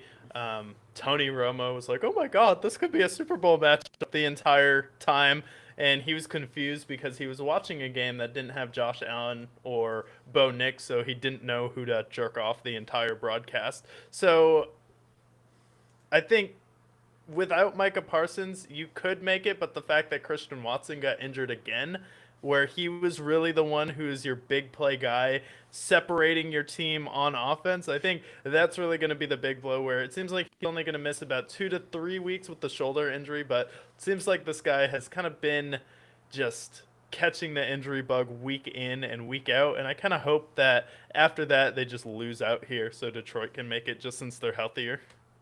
Yeah, and their schedule's tough. I mean, they face the Bears on prime time, then they face the Ravens, and then they end on the Vikings, who they did beat last time, but I do think that J.J. McCarthy, maybe he's improved since then, and it's the last week of the season, so I do think the Packers can fall out of the rankings potentially, um, especially with that Bears game. I know that the Bears they beat last time, but that's a good team. I think they can split there, and then the And Ravens it'll are going be to be in hot. Chicago too. Like you beat them 15 straight times in Lambeau, which is a record, but like you're going to the Windy City. It was a close game last time. Micah Parsons was the guy who made the big play to force the incompletion at the end of it. But you know the Vikings could potentially be in that Detroit Lions position where the Detroit Lions were kind of coming on at the end of the year and they were able to beat the Packers and knock Aaron Rodgers out of the playoffs. So they could be playing spoiler in Week 18. And I hope so for this team. But it's unfortunate for the Packers. I also think the way their offense is inconsistent with Jordan Love, I just don't know if I can trust them down the stretch. I mean, we've had some good games with the likes of Josh Jacobs, and they have Matthew Golden that's starting to get into the fold. But with two injuries that are a big blow to that team, it will be hard to see. And then the last injury to cover, we didn't really talk too much about the Chiefs and Chargers game, but big news: Mahomes goes down with injury in this game, tears his ACL, and the Chiefs are now officially eliminated from playoff contention. Yeah, and it was eerily similar. There was the stat floating around where Tom Brady also had a torn ACL in year nine, and it's not like the best comparison, but they both had kind of a long run their first 8 years, and then in year nine, Brady goes down. They kind of take a break for a little bit from making the Super Bowl in New England. So for the Chiefs, it's like this is normal for a dynasty, especially since they've been as successful for so long. And if you're a dynasty, you have iterations, and sometimes it takes a couple of years to evolve into something different or a new team. So this is totally normal. And you hate to see Patrick Mahomes go down. It didn't look like they were going to make it to the Super Bowl this year, but just to kind of see them go out on a whimper, it's just tough to see, especially watching Mahomes go down. I get a lot of people love to hate this guy. I get a lot of people are tired of seeing the Kansas City Chiefs. You have all the drama with the refs and all the commentators who love Mahomes, but he has been the best player in the league for the past couple years, and he was the one who finally was going to potentially compete with Brady. He is our generation's probably best quarterback of all time, at least in the 2020s. And he took the mantle from Brady, where he really had a chance to be the GOAT. And he still has, a chance to be the greatest of all time if he can win 4 more Super Bowls. But it's definitely tough to see him go down. Kind of tough to see the Kansas City Chiefs go out this way, because you want to see a champion like at least go out swinging, at least trying, but they just can't muster up anything on offense. And then just to see him go down on a pretty rough knee injury where it looked like it popped, like just did not look good. No, it was awful to see. And this Chiefs team, I didn't think that they were going to make the playoffs once when they started to fall in some of these games. It just didn't feel like this team had the same oomph that they've had over the last decade. Travis Kelce looks a lot older. Chris Jones looks a lot older. And there's just a certain aura around them that just seems to be gone at this point. Andy Reid's getting older. We don't know if he'll coach forever either. And I would prefer them to miss the playoffs and Patrick Mahomes doesn't tear his ACL. Like, this is the best quarterback in the league. He's our generation's GOAT at this point. And to see him go out the way he did, the way the Chiefs went out, Chargers took care of business in this game, but just the way that they kind of whimpered to the finish line. And now they're going to lead with Gardner Minshew at the helm. But it's unfortunate to see. And if we're going to compare dynasties eventually, once when this is all said and done, they can say that they won 3 Super Bowls, made it to 5, almost won 3 consecutive going in there. And I think we're really seeing 3 consecutive Super Bowls and how that wears on a team, as a team that essentially played a full season more than anybody else over the last 5 years. Being in the AFC title game 9 consecutive years, like, we got to, at some point, whether it's this year or in the offseason, really appreciate what we saw, because I feel like you and I can appreciate it, but the NFL fans maybe can't until in retrospect. Yeah, it's one of those things you're gonna take a look back at the Kansas City Chiefs, and it was just sheer dominance. And you have to appreciate how hard it is to do, because you look at the Philadelphia Eagles this year, you're like, you make it to the Super Bowl. They have a year where they kind of crash and burn, and maybe that's good for you because you don't have deep playoff runs every single year. The San Francisco 49ers just being good for a very long time, getting to Super Bowls, they get injured a lot. I mean, Sean McVay, his Super Bowls have been pretty spread out that he's made it to, and then the Rams have had to recoup after that. So, like, to maintain a team being this good for that long, it's tough. And it's even impressive when a team is just very good, like the Buffalo Bills or the Baltimore Ravens for a long time, where they're making the playoffs and consistently at least winning a playoff game. But what the Kansas City Chiefs did was probably the most impressive run of any other team outside of the, like, Terry Bradshaw Steelers, Joe Montana 49ers, or New England Patriots. Like, this is a top 5 team of all time, and we get the opportunity to watch them. And I think they'll be back next year, but maybe we see a new face. Andy Reid moves on. They bring in someone like Clint Kubiak to be the new head coach. But I definitely think Patrick Mahomes will be back. Yeah, I think we're definitely going to see him be back. I think Travis Kelce's probably going to retire, and they've been good at drafting now that they'll actually have a lower draft pick too. I mean, they've been drafting in the 30s in the first round over the last decade, and they've still been able to hit on players like Rashid Rice and Isaiah Pacheco. And then their offensive line has been good historically, but I think just like with the Patriots, we saw them go 16-0, and then it took them a while to get back to that dominant run. It took them a few years to retool. Matt Castle came in. They've had a couple of people go in and out, but I do think that they will be back. And when they do come back, the AFC is going to be in trouble again. Yeah, and I can fix the Kansas City Chiefs with 3 simple moves. You trade up for the best running back possible. You give George Pickens the most amount of money, and you trade for Cole Kmet, and you have a Super Bowl team. Yeah, because their defense is still great. We do love Karlaftis. George Pickens would be a great addition to Kansas City. And we do love Cole Kmet. And the Bears maybe don't need him anymore because they got Colston Loveland. So I like that move a lot. Nico Sambat 6490, thanks for joining in. Chiefs eliminated. Let's go Bills. Maybe it's your year. If there's any year, it is this year for the Bills. If they can get past the gauntlet that is the AFC. But we previewed all the week 15 games, all the injuries that occurred. we go on to week 16. But before we do so, let's take a look at the playoff picture and everything else going on in the NFL as we enter the witching hour of the NFL season. Yeah, and excuse me there. While you pull off the playoff picture, I did see a couple people. They're like, "Oh, Micah Parsons, Patrick Mahomes going down in the same week. What is going on in the NFL with ACL injuries?" But I feel like we've had years where we've had multiple great players go down. This is nothing new. Where you've had Aaron Rodgers and Ben Roethlisberger get injured in the same year, and other great players. But since 2013, in 2013 there were 63 torn ACLs. In 2014 there was 45. 2015 there was 50. 2016 there was 49. 2017 52, 18, 53, 19, 34. 2020 there was 42. In 2021 there was 57. 2022 51. 2023 there was 43.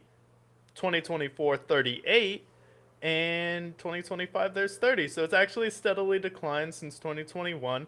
That was a year we're coming back after COVID. Everyone's just sitting on their couch shoving Taco Bell and burgers down their face. So of course you're going to get injured. And then so you drop from 57 to 51. That's 6. And then down to 43. That's 8 there. 2024 38. That's another 5, and now 2025 we're 30 and counting here, so probably end up with like 35 to 38, same as it was. But like, this is not an abnormal year for injuries. I get Patrick Mahomes and Micah Parsons got injured, but it's kind of just the magnitude of them getting injured the same week. However, I do agree we need a standardized field. We can't have like different types of practice fields, and everything needs to be grass. Enough of the turf. We've had George Kittle talk about it's night and day, where if I play on grass, I'll be sore for maybe a day or two, where if I play on a turf field, it's like you're landing on concrete essentially, and you're pretty much sore the whole week. So your recovery time, your whole routine is just thrown off. And it's just a difference of field. But I think that NFL just needs a standard field. This isn't baseball where every fucking stadium needs to be different. We need grass for every single stadium, and I don't understand why the NFL wouldn't just invest in it, especially with recovery time, preventing injuries. Like, it seems like a no-brainer. I don't get why we're still doing turf. Yeah, I don't either. Especially the players have been avid critics of the turf, and the statistics show like there's more likely to be injuries on a turf field. So I would agree. Baseball stadiums, it's great, those different dimensions, but this is a much different sport where people are hitting the ground at high speeds, high power, and if we want them to stay healthy, we need to do something to fix those turfs and fix those fields. So I agree there. It's great, they have the helmets and the guardian caps, but that's just not enough, especially when we're talking about ACLs, Achilles. We saw Daniel Jones get injured 2 weeks ago. So just standardize the fields and make it easier for everybody so they have a consistent playing field every game. Yeah, I think the most important thing is just the recovery time is like days difference. So I think that's really important, especially if you're going to play on turf, go to Thursday night football too on a short week. Like, that's a huge difference. Absolutely.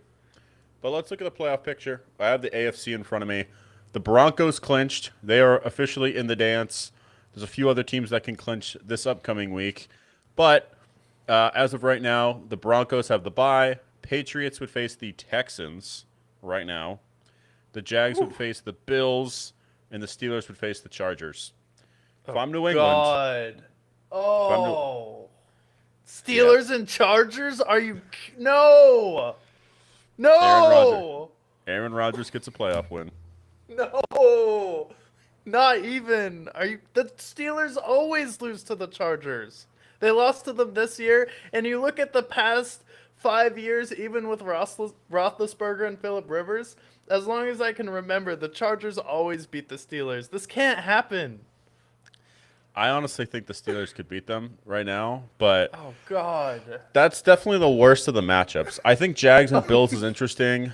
I think a lot of people would pick the Bills to win that game, but if the Jags can shut down James Cook and Josh Allen's running abilities, and you make Josh Allen throw, especially with how the Jags have been on defense, I think the Jags can pull that out. My biggest fear, Patriots and Texans. Texans can absolutely beat the Patriots this year. They can shut down Travion Henderson. That defense is disgusting. And you have a first-year playoff appearance of Drake May. I think the Texans win that game, potentially. Yeah, I think they win that game. I also still think they win their division, though, because they do play the Jaguars again, and the Jaguars have played really well over the past few weeks, and I think that the Jaguars are the third best team in the AFC playoff picture right now. I just happen to believe that the Houston Texans are the best team in the playoff picture. I get the Broncos beat them, but the Broncos had to do a little bounty gate late and injure CJ Stroud in that game, where they kind of had a streak of injuring quarterbacks. So I do think that Houston and Jacksonville will flip. And then we would have potentially then Houston and Buffalo in the first round, and then Trevor Lawrence versus Drake May in New England in the first round. So I think that's how those seeds would play out. But do I have any hope that the Chargers are going to fall out of that fifth seed? Is there any hope at all that they may go out there, lose to a team that's probably better than them, or do they just have a softball schedule to wrap it up? Well, they have the Cowboys, Oh God. which maybe they beat them, maybe they don't. The Texans, I think they lose to the Texans. And then they end it on the Broncos, who probably, depending on how it goes, they could either be vying for the 1 seed or have already clinched. So, So I 2 think and they- 3. yeah. But the Broncos will probably have already clinched that game because they're game up on the Patriots right now. So if they tie and they have the same record with the New England Patriots, they would have the 1 seed. So the Broncos only need to win 2 more games and they're the 1 seed, I think. So they might have already clinched at that point, potentially. But the Broncos and Chargers typically split. I think the Cowboys game is a vulnerable game for the Cowboys. They just got off a win against the Chiefs and Eagles, 2 big wins. And the Cowboys, especially now that nobody really cares about them, I see a win there for the I don't know why, but I just see the Cowboys going 8-1. That just seems like the most Cowboys record you can do. And I think that's possible. Chargers are favorited right now in that game. We'll cover that in a minute. But I think the Chargers are probably going to lose 2 of 3, if I were to say. I think they go 1 and 2, and that would give us Buffalo, and they might fall to the 7th seed and play New England because if Jacksonville only loses 1 more game to Houston, Houston jumps in the division lead. And the Chargers lose to Houston, and Houston gets the tiebreaker there. That should push the Chargers down to the 7th seed, and the Buffaloes has an easy schedule. So I do think we'd actually see New England in LA, and then Houston versus Jacksonville in the first round, and then Buffalo versus Pittsburgh. Depending on if the Ravens beat the Steelers, because the Ravens could still very well beat the Steelers. It's just they have a harder schedule because they play New England on Sunday Night Football, and New England's still playing for, I don't know, the number 1 seed. Yeah. The other 2 teams on the outside looking in, do you have any faith that the Colts make it back into the playoffs at all? No. Yeah, you don't believe in Phil Rivers? Come on. I mean, maybe. I would rather see Phillip Rivers in the playoffs than the Chargers. Yeah, the Chargers, I think, are a lock to make it, though. I mean, they have the tiebreaker over Buffalo. I feel like if they win this week, then they're probably in. I mean, they'll have 11 wins at that point, and maybe the Texans can surpass them, but I just think the Chargers are locked into that 5 seed. Or maybe they fall to the 6, but they have a lot of work to do if not. And then the Ravens jumping the Steelers. Let's look at the Steelers' schedule. They just beat the Dolphins. It's that hard. They faced the Lions. So Lions are fighting. I think Lions can win that game. Then they face the Browns.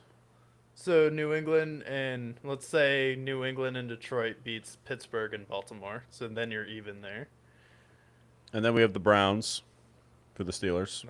That's a win. You own Cleveland. And then they do. And then I really think they're setting it up for winner takes all, Week 18, Ravens and Steelers to win the division and make the playoffs. Yeah. That'll be an interesting game. The Steelers showed a little bit of life on Monday Night Football. And then who does Baltimore plays New England? Who's their other opponent before Pittsburgh? So the Ravens, they faced the Patriots on primetime. They flexed it in there, thank God. Then they faced the Packers on primetime. And then they faced the Steelers to end the season. Yeah, that I mean the fact that they play, yeah, the fact that they play the Patriots and you have another tough primetime game that I don't the Packers like I don't think that's a I think the Steelers probably win the division. So, do you like my hypothesis about Houston jumping Jacksonville, and then we get Jags and Houston in the first round, Buffalo versus the Steelers, and then having New England face the Chargers? Do you think that's fair? Yeah, let's look at the Texans schedule. Oh, they got cupcakes. They got the Raiders, which is a win. Let's just call it what it is. And then they face the Chargers, and I think the Chargers and Texans, that's going to be a good game, but I think the Texans win that game. And then they got Old Man Rivers to end the season. And they took care of business last time with Daniel Jones, not with Old Man Rivers. So I think the Texans could sweep. And then the Jags face the Broncos, and the Broncos could very well beat them. You have Old Man Rivers in Is that Indianapolis. in Denver? It's in Denver in Yeah, December. that's a tough one. That's a tough one. Yeah, and then they face and I think they're due for a loss too. They've won 5 straight. They played really well, but the Broncos are a worthy opponent. The Colts, they usually split with the Colts. They got the win, like they always do in Jacksonville. I think they still pull off the win against the Colts, and then the Titans, last game of the season. It depends on where the seating is, but I don't think it's crazy. I think the Texans can definitely do it. I don't know. Do they have the tiebreaker over the Jags in this case? I know they beat them in the Davis Mills game, so I think it would come down to their record in division. Let me pull that up. And the Texans have the better, as of right now, the better division record. Jags, it really depends on that Colts game and the Titans game. Titans, I think they should still win, but I don't know. Week 18 is a crazy time in the NFL. You see a Well, lot it of would things happen. depend on the if they beat the Broncos, the Jaguars win the division. But if they lose that game's pretty much for the division, but if they lose that game, then that pretty much gives it to the Texans. Um and then I mean for Houston though, like you're still in a pretty good spot if you're going on the road because I think your team is better suited for playing in a colder environment, especially with your defense. Like you play in a dome at home, where I feel like this team would really thrive, like outside in the cold, like going to Buffalo. Yeah, and the Jags, they'll clinch. Both of these teams can clinch a playoff berth, but the Jags, they just need to win or Indy needs to lose. So I think the Jags are in. And then the Broncos are going to clinch the 1 seed if they win and the Chargers, Patriots, and Bills lose. Okay. And they'll be the 1 seed if that happens. So I would say early on, I'd have the Bills winning. Um, I would have the Patriots beating the Chargers, and then I would have the Texans winning as the 3 seed against the Jaguars. Yeah, I would agree. And then that would Yeah. give us Bills and Broncos in the divisional round, and then Patriots and Texans. I think the Texans win, and I think we're on pace for Broncos and Texans in the conference championship. Yeah. I like you had Patriots beat the Chargers. I think we could potentially see Patriots New England too. If the Patriots can squeak it out against the Texans, I think the NFL really wants Buffalo to make the Super Bowl. So that would be interesting. And if the Patriots beat them, then that rivalry. One of the things I didn't really talk about in that game, but now that the Patriots are good and the Bills are good again, like I think we have a really great rivalry ahead of us with them, especially if the Bills and Patriots continue to be competitive. But I do think Yeah. we are on the collision course. Broncos are a really good team, so it's going to be hard for me to bet against them. Yeah, it'll be interesting. It'll be like Lamar and Joe Burrow in the same division. I feel like it's more like Cam Newton and Matt Ryan with like the Falcons and the Panthers, where they kind of traded like divisions each year. And then the thing about that game with the Patriots and Bills is the Bills coming into that game were the most penalized team for offensive holding. guess what they didn't get called for in that game? Offensive holding. Even though when you clearly go back and watch it, there's plenty of times they could have called it. And then it's weird that the pass interference calls all went to the Buffalo Bills, where it seemed like anytime the Patriots stopped the Bills, a flag was getting thrown.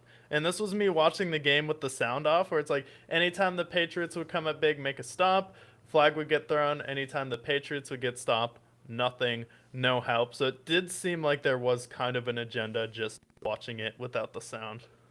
Yeah, I can agree. There was a lot of call, like especially that interception that ended up being a catch pass interference call on the Bills. I mean, we literally had Marcus Jones take the ball out of his hands, and they called that pass interference. Kind of a weird call, but And it the would one make with sense. Mac Hollins isn't. Like, what? Yeah. He was holding him, pushes him, turns him all the way around, and then intercepts the ball. That's not pass interference. But Marcus Jones just grabbing the ball from him is. Like, okay, if you're not going to call it on one side, don't call it at all. So I think, like, if you're a Bills fan, that would be something to be concerned about, because it seems like the refs kind of are going to try and help Buffalo. Oh, 100%. And Buffalo will win if the Colts lose or the Texans lose. So I think that's what they want. And I think they want Buffalo to make that run. So I think ultimately they're going to do everything they can to get Buffalo. Maybe they don't get the 1 seed, but I think they're going to push them to be in that division lead if they can. But let's talk about the NFC, because the NFC is loaded, as we know. Right now, the Rams have the 1 seed. They have the tiebreaker over the Seahawks due to their head-to-head. And then it's Bears would face the Packers right now in that first round. Eagles would face the Niners, and Tampa would face the Seahawks. Now, some teams on the outside looking in are the Lions. The Panthers could jump the Bucks very easily, and then the So Cowboys. they play the Bucks this week. Let me look. They do on 1 o'clock. So last week they lost, right? And then Yep. they've been like winning and losing every other game. And then the week after that, do they play the Bucks? They do not. The week after that, do they play the Bucks? They do. So they're on pace to sweep the Bucks. They're on pace to win the division. The Panthers are winning Yeah. the division. So It's we're crazy. going to see Panthers and Seahawks, and here's the crazy part. So, as we mentioned, they beat the Jets, they lose to the Bills. They beat the Packers and lose to the Saints. Beat the Falcons, lose to the Niners. Beat the Rams, lose to the Saints. Beat the Bucks, lose to the Seahawks. Beat the Bucks, lose to the Seahawks. It's going to come into fruition because the Panthers are not winning a playoff game. 100%. We have seen, you can't see it in our screens here, but we have the Magic 8 ball, and they say they win, they lose, they win, they lose, out go the Panthers. So I do think that's what we're going to see. And the Bucks, they're just so beat up. They've lost 5 of the last 6, 6 of the last 7. So I just think they're falling apart. They face the Dolphins. Maybe they win that game, but it's just not this. Maybe they be. It's going to be in Miami, so it's going to be warm. So Tua might have a chance, but I just think it's going to be the Panthers' season. And then I'm not going to count the Cowboys in there. They're not making it. The Lions are in an interesting position because I think they can jump the Packers. Packers' schedule, they face the Bears, Ravens, and Vikings to end it. And the Lions face, let's look at their schedule. They have Steelers, Vikings, Bears to end it. So I think the Lions have a bit of an easier schedule. Yeah, they have an easier schedule. The Packers have the tiebreaker. I think what the NFL would want to push for is that last week versus the Chicago Bears kind of being for the division there. But I think now your best hope is just for the Packers to lose out. If the Packers go 1-2 and you win out, I believe you would win the division. Yeah, so they would have, they'd be, if they go 1-2, they would be 10, 6, and 1, and then and if you win out, then you'd be 11 and 6. So would the tiebreaker go to Detroit because they would have more wins? Yes, in this point. And they'd have the 11 wins compared to the Packers' 10. So I think they would win just based on winning percentage at that point.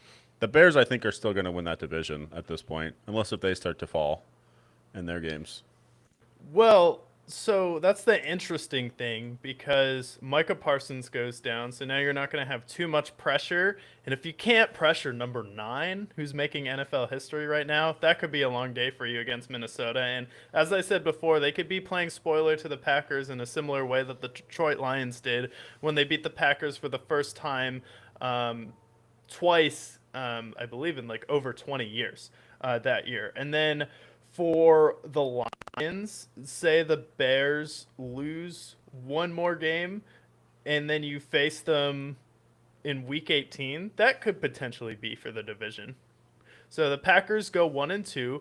The only team that they beat hypothetically is the Chicago Bears, and then you face the Bears in week 18. That could potentially still be for the division. Yeah, I hope that's happened. I would love to see the Lions in the playoffs. I don't know if this is their year necessarily, but if things go their way, I think they definitely beat the Steelers and Vikings. They faced the Vikings on Christmas. So really, it comes down to that Bears game in Week 18. Yeah, comes down to the Bears game, so we'll see. I think it possibly two scenarios. Bears lose to the Packers and you beat the Bears and then you clinch the 7th seed and Packers end up winning the division, or the Packers lose out and then you just get the 7th seed by default. Yeah, but it's going to be interesting. It all comes down. It starts with Week 16, and I have the games up here. We have Saturday games, we have Sunday games, and of course we have the start of it, which is Thursday night Saturday's football. back? Nice. Yeah, yeah. Thanks, college football. Appreciate you there, but I don't even know if I should make my pick for this game until you say your pick because you've been on quite a tear. Last week you picked the Falcons. The week before you picked the Lions. The week before that you pretty much nailed every game for Thanksgiving. I hit the Bengals, yeah. And then you picked the Texans to beat the Bills in Week 12. I keep going back. Patriots, Jets. We're on Week 10 now. You picked the Broncos, although that game was awful. You picked the Ravens against the Dolphins. Maybe you go first. I'll let you go first for the games.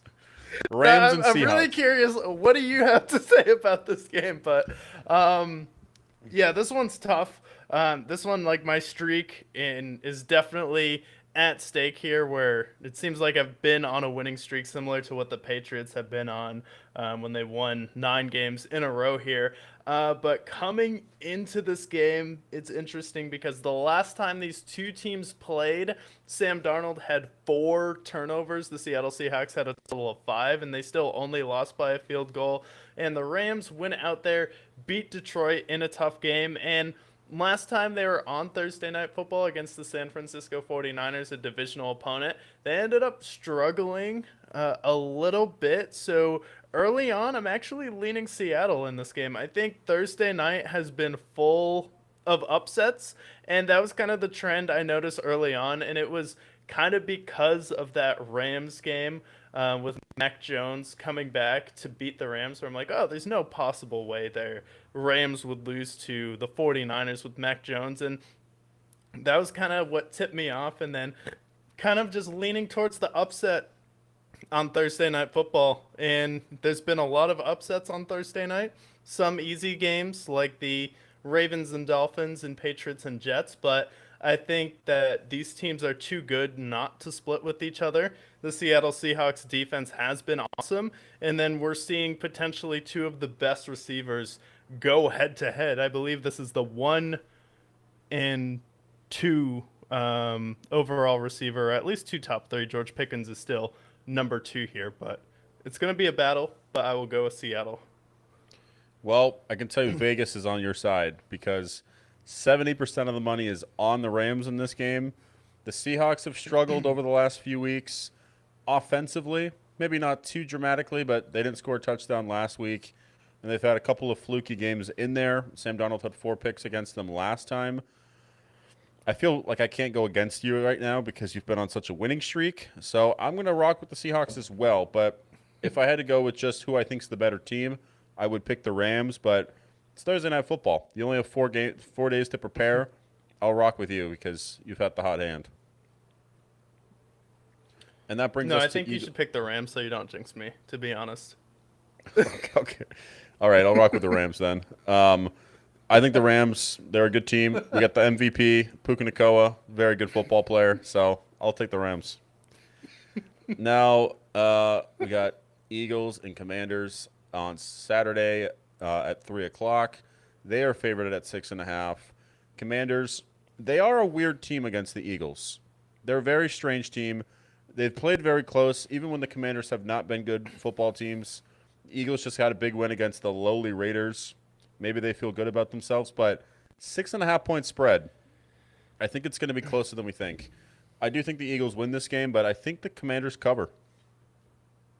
Yeah, I think the Commanders cover and win this game just because the Eagles have been struggling over the past few weeks, and the Cowboys are pretty much dead, and you're going to win your division. And as bad as you have looked, even if you lose 2 out of your last 3 games, you'll still be the 3rd seed. You're pretty much locked into that position there. So overall, I just think the Eagles are kind of cruising right now, so I could see the Commanders coming in with a little bit of mojo, upsetting the Eagles in this one. And it's also on Saturday. Saturday games are weird. It just also seems like a waste. If you're going to have a game on Saturday and it's the only game you can watch, why would it be the Commanders and Eagles? I get Jaden Daniels hypothetically would be playing, and the Commanders hypothetically wouldn't be decimated by injuries, but come on, let's use our flex powers. Why are they there if we don't use them? I will say there's a lot of bad games this week, but I mean, they have Bucks and Panthers. That's a game that could have been contested. Or how about Jags and Broncos? That could have been a good game to play there. There's plenty of better games. I would agree, but Commanders, they have been the Eagles' kryptonite in that division. So I think I like the Commanders spread there. I'll take them to cover. And then we have potentially game of the year here, or at least for this division, Packers Bears. In this scenario, they're coming off of losing Micah Parsons. Packers are still favored by a point. It's going to be cold in the Windy City, 37 degrees, and this is a tough game to pick. The Bears, they have the most takeaways. Jordan Love loves giving it up to the other team. I will take the Bears in this game to repel some demons. This has been the season of repelling demons for them, whether it was winning close games, whether it was clutch fourth quarter drives. I think this is a different Bears team. Usually the Packers own them, but I think the Bears expel some demons and beat the Packers. Yeah, Packers coming off a tough loss, and you didn't just lose that game in Denver. You lost Micah Parsons, where if you watched the last game that the Bears and Packers play, he was the one who's affecting Caleb Williams on that 4th down that inevitably won the Packers the game. The Bears are the top turnover team in the league, and Jordan Love started to play a little bit loose with the football versus the Denver Broncos. So right now, I do think that the Bears will win this game, and the Packers hopefully lose out the rest of their games, especially like you have Christian Watson who's banged up. Micah Parsons isn't going to be there. Let's let another team who's healthy take your place. Lions. Yeah. And then we have some rough 1 o'clock slate games, so we'll bang through them quickly. Oh boy.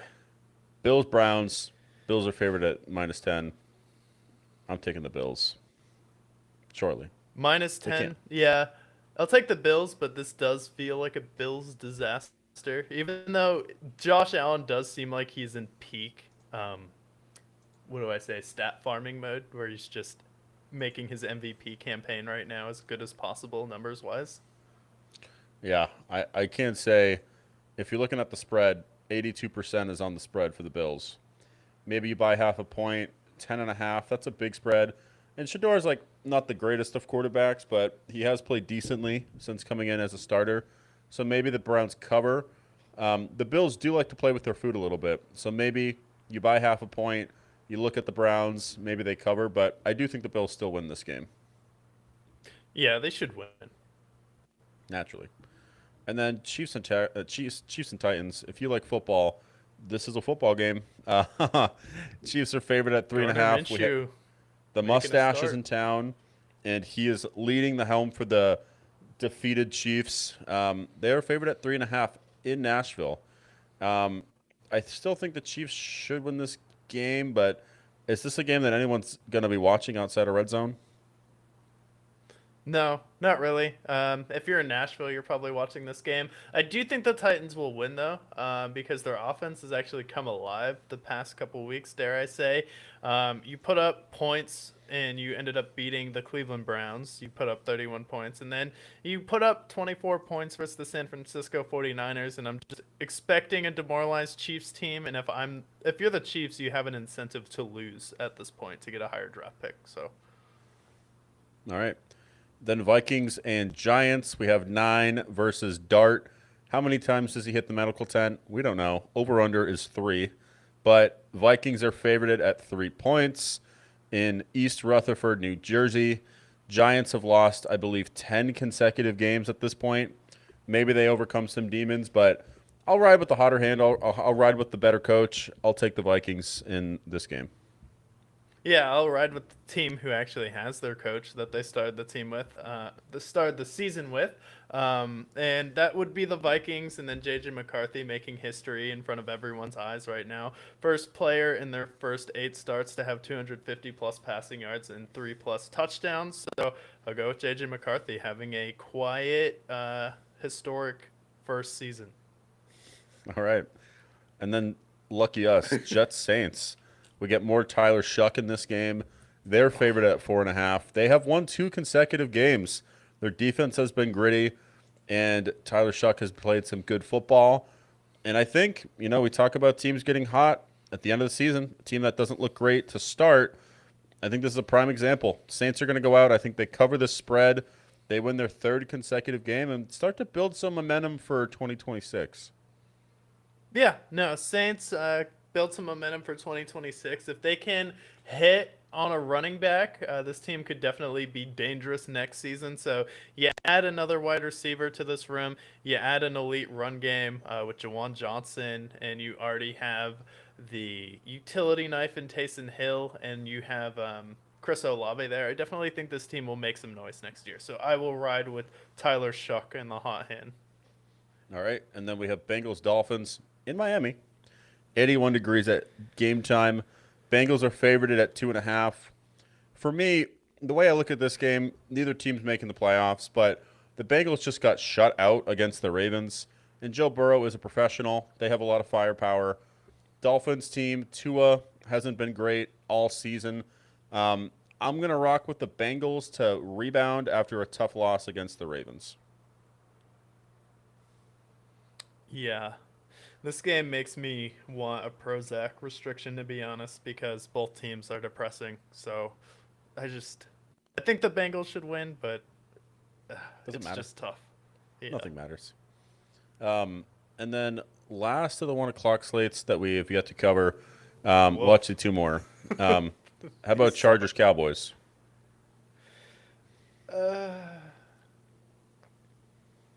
I would go with the Chargers right now. I think the Chargers defense has been carrying them all year long. You can put up points and their offense might actually come alive. So this might actually be a jumpstart game for their offense. Where it seemed like before against the Ravens, every team was jumpstarting their offense against their defense. Where I think now everyone's starting to jumpstart against the Cowboys heading into the playoffs. That Cowboys defense has been buns the last few weeks. Pretty much since the Chiefs game, it has been a sliding castle for them. So it is not looking great for them. And the Chargers, I mean, they're in that playoff hunt. They want to stay the 5 seed. Maybe they still flirt with the 1 seed if they can, but they probably don't get it. But Chargers are a better team. They're getting healthy again. I'll rock with the Chargers as well. And looking And at then, that Chiefs game in retrospect for their defense, it's like, so congrats. You beat the 6-8 Chiefs. Congratulations. This game is the easiest pick for me. Bucks and Panthers. Bucks are favored at 3. This is in Charlotte where they have won. They've been good at home, 4-2. I mean, sometimes so the spread's a wash. It's a wash. So we've noticed trends in the NFL. That's been our story all season long. They beat the Jets, they lose to the Bills, they beat the Packers, they lose to the Saints, they beat the Falcons, they lose to the Niners, they beat the Rams, they lose to the Saints, and they beat the Bucks on. It's just. I'm sorry, but this is how it's been all season. They get blown up by the Bills, they lose to the Saints twice, and now they have a game where they just come off a loss. Give me the Panthers. The Bucks are dead. I will take the Panthers to win this game. Yeah, it kind of bothers me how scripted the NFL is sometimes because I feel like we pick like every big game correct like since November has started. We've been on a hot streak. I think our hit rate's been at least a minimum of 80%, and that's Well, I pretty feel like it impressive. always is after November. That's like where we really hit our stride because the first couple months are kind of wacky. Oh, for sure. We don't know. There's teams like the Colts that are riding high. There's teams like the Bucks that were riding high, and now you start to see them come down to earth. So the Panthers, they are a coin toss team, and right now it's landing on heads. So right now, it's surely it has to be the Panthers. Otherwise, the NFL is washed. But let's get into the 4 o'clock slates because the 4 o'clock slates are actually pretty fun. There's some good games in here, such How as many? Steelers Lions. Steelers Lions. Yeah. And Aaron Rodgers comes alive against the Dolphins. Lions are still vying for that playoff spot. Lions are favored by a touchdown at Ford Field. They've been 5-2 at home, haven't been great on the road. Steelers, they're still vying to be that 9-8 team that they so are destined to be. I'll take the Lions. Yeah, I'll take the Lions in this game as well. I think the Steelers have a solid chance maybe to cover the spread, but this would be a game that I probably wouldn't touch here where Lions are fighting for their lives and the Steelers are looking at it where Baltimore is probably going to at least lose to New England or Green Bay, so I think they're fine to lose this game. All right. So let's get the two bad 4 o'clock slates out of the way. Texans and Raiders. 14.5 point spread for the Texans. And that might be too low for the Texans right now. Texans and Raiders. Ooh, poor Raiders. That is a football game. Is Kenny Pickett starting? Like, I think so. that's terrible. He just had 60 yards versus the. He just had 60 yards versus the Eagles. And did you know last week versus the Cardinals, before the Cardinals' first touchdown drive, they had a total of -7 yards against the Texans defense?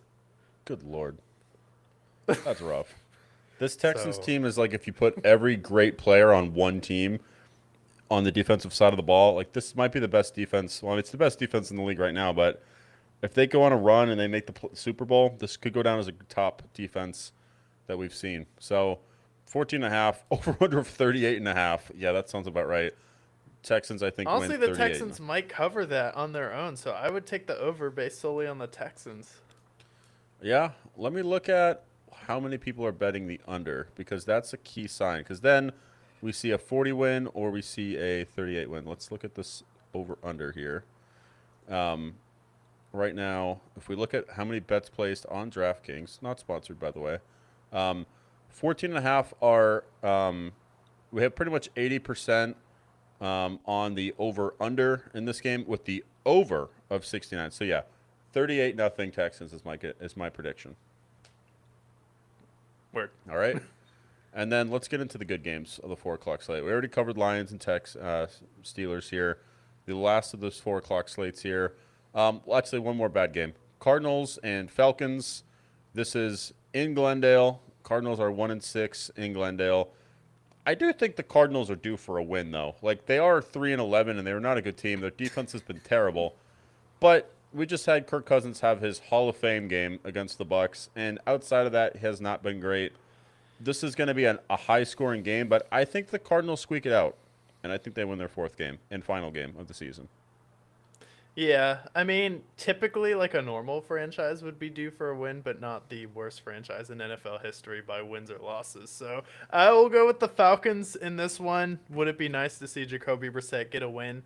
Maybe, not really, actually.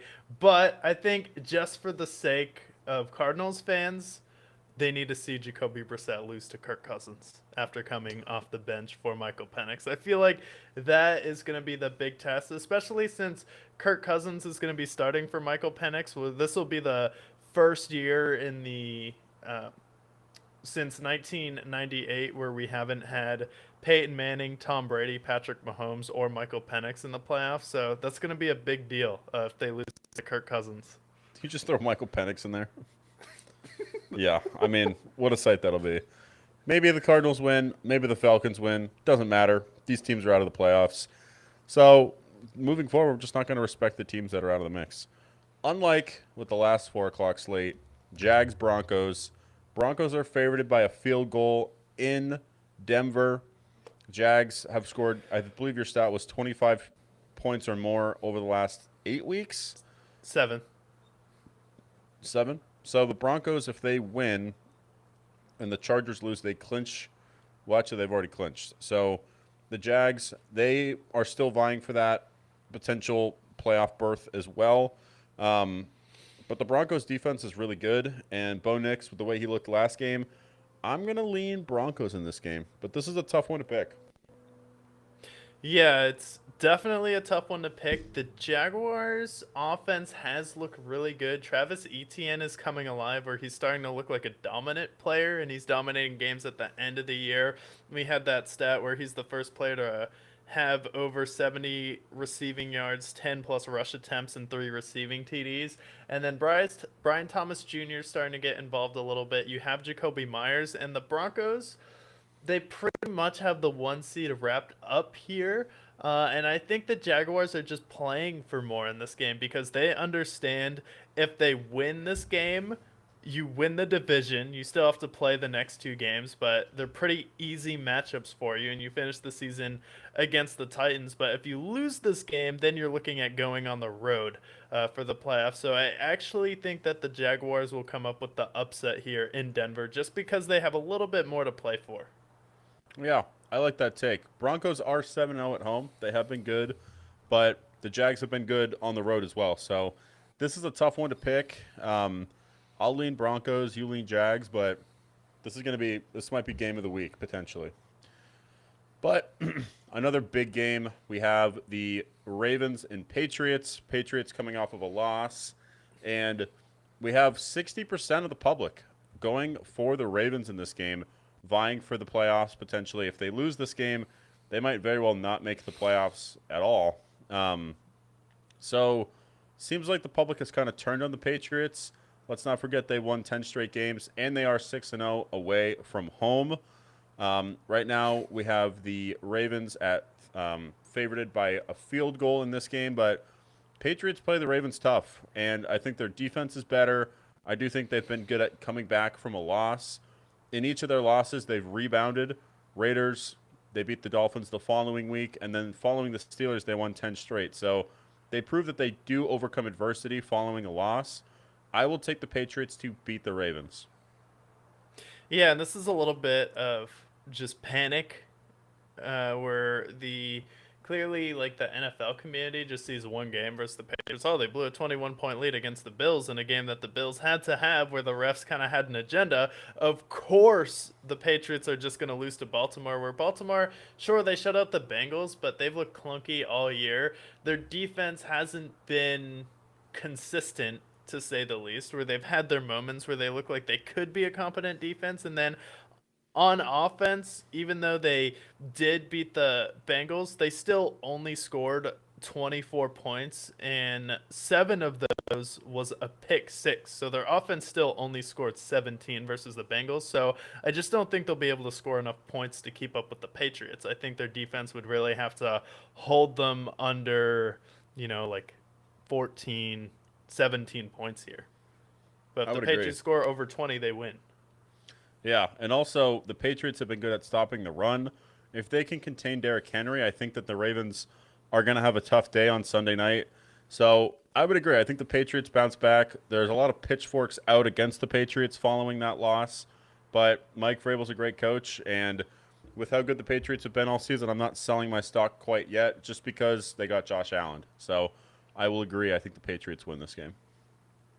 Yeah, it's a good learning game against the Buffalo Bills. So it's like that's a game if you're a head coach, you're thankful to have. Yeah, there's a learning curve there, but that is good to have. Now, we are blessed for this Monday night game. Not because I think this is going to be the best Monday night football game, but because we get to see Phil Rivers on primetime after 5-year hiatus. Niners and Colts in Indianapolis. The Niners are favored by 6 points. And That's yes, it. yes, and the Niners, I do think, win this game. I do think it's pretty easy to game plan. You stop Jonathan Taylor and you stop the short passes, and I think they win this game. Colts dead in the water. They've lost 4 straight games, and you have Old Man Rivers behind the helm. I'm picking the Niners in this game, but aren't we blessed to see Phil Rivers on primetime? What a time to be alive. Yeah, if I'm the Niners, I just play 8 DBs the entire game. Like, all right, we're gonna be fast. We're gonna stop Jonathan Taylor. Let's just see if you can throw it on us. And if you can throw it past 20 yards, God bless you, Philip Rivers. But I don't think you can. But I think the Niners get a win in this one. No one really knew what to expect from Philip Rivers, especially the Seattle Seahawks. So I do think that this will be a game where the Niners finally kind of expose the Indianapolis Colts, where the Colts have kind of squeaked by the past few weeks, but it seems like there's some tension just building and the dam is about to break open. So I think this will probably be a pretty rough one. Yeah, and the Colts, they've lost 5 of the last 6. They're at one point were the 1 seed. They've fallen out. Their offense has continued to slide. Prior to Daniel Jones getting hurt, Jonathan Taylor taking a step back a little bit. So it'll be a fun game, but it'll be a game that the Niners, I think, handle very easily.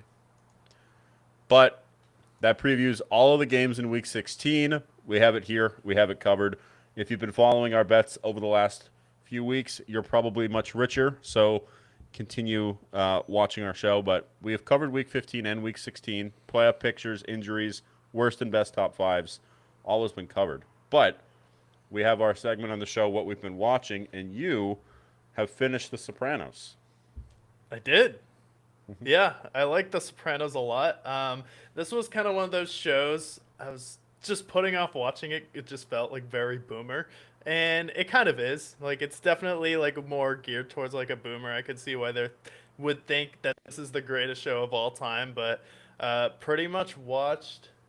I think I watched it in like 5 weeks, 6 to 5 weeks, somewhere around there, where we started talking about The Sopranos. But I feel like each season kind of had its own unique storyline, where, season one is pretty much you're just getting introduced to all the characters, and then you have Tony's mom and Junior being the main focal points of that storyline, and then trying to kill Tony at the end of the first season. And then season two is more of kind of just like the feds getting involved. You have the whole storyline with Pussy. So that's pretty much the entire through line there, like dealing with one of your closest friends being a rat. And then season three and season four, you're just introducing all of these family members. So I'm like, who is this person? And it takes you a couple episodes to really pick up who they are. And you just feel like a lot of death throughout all of it. And then season five is just very family oriented. Season six being 21 episodes, really tying all of the storylines together. But I liked how the show kind of goes for it, where like they don't pull any punches. And then the ending was definitely surprising, where it just leaves it up for interpretation. I was kind of expecting, like, I kind of got a spoiler beforehand that it fades to black at the end of the show, but I thought it could potentially be like them all in a room shooting at each other, where it seems like the show just did a really good job building up tension to kind of mess with you. It's like, is that really someone going to shoot Tony, or is it just his daughter running in at the end of it? Because you have like 2 people who could potentially be a shooter, where they put out the hit on Tony there, but you're not actually sure. Especially since he said like families typically aren't touchable, and his family definitely would have been in the crossfire if they tried to shoot him, which makes me think that I would like to think that they wouldn't have shot him like in a public restaurant like that, especially like with so many people around. Like typically when they do a hit, like they just come in, pop them, and leave. But in the diner, it seemed like a little bit too crowded for a hit. I don't know. Yeah, I mean, I just like the fact that, unlike with other shows, I feel like I like that the show leaves interpretation for the ending, and I feel like that's what they kind of nailed. Was this show like, did he get killed? Was it a hit? Was he having a panic attack? Like all of these different factors play into it, where it's up to debate. And I feel like the hardest part for a show that great is to stick the landing. And I feel like they did a good job. I do like the way they ended the show, even if it does leave an interpretation.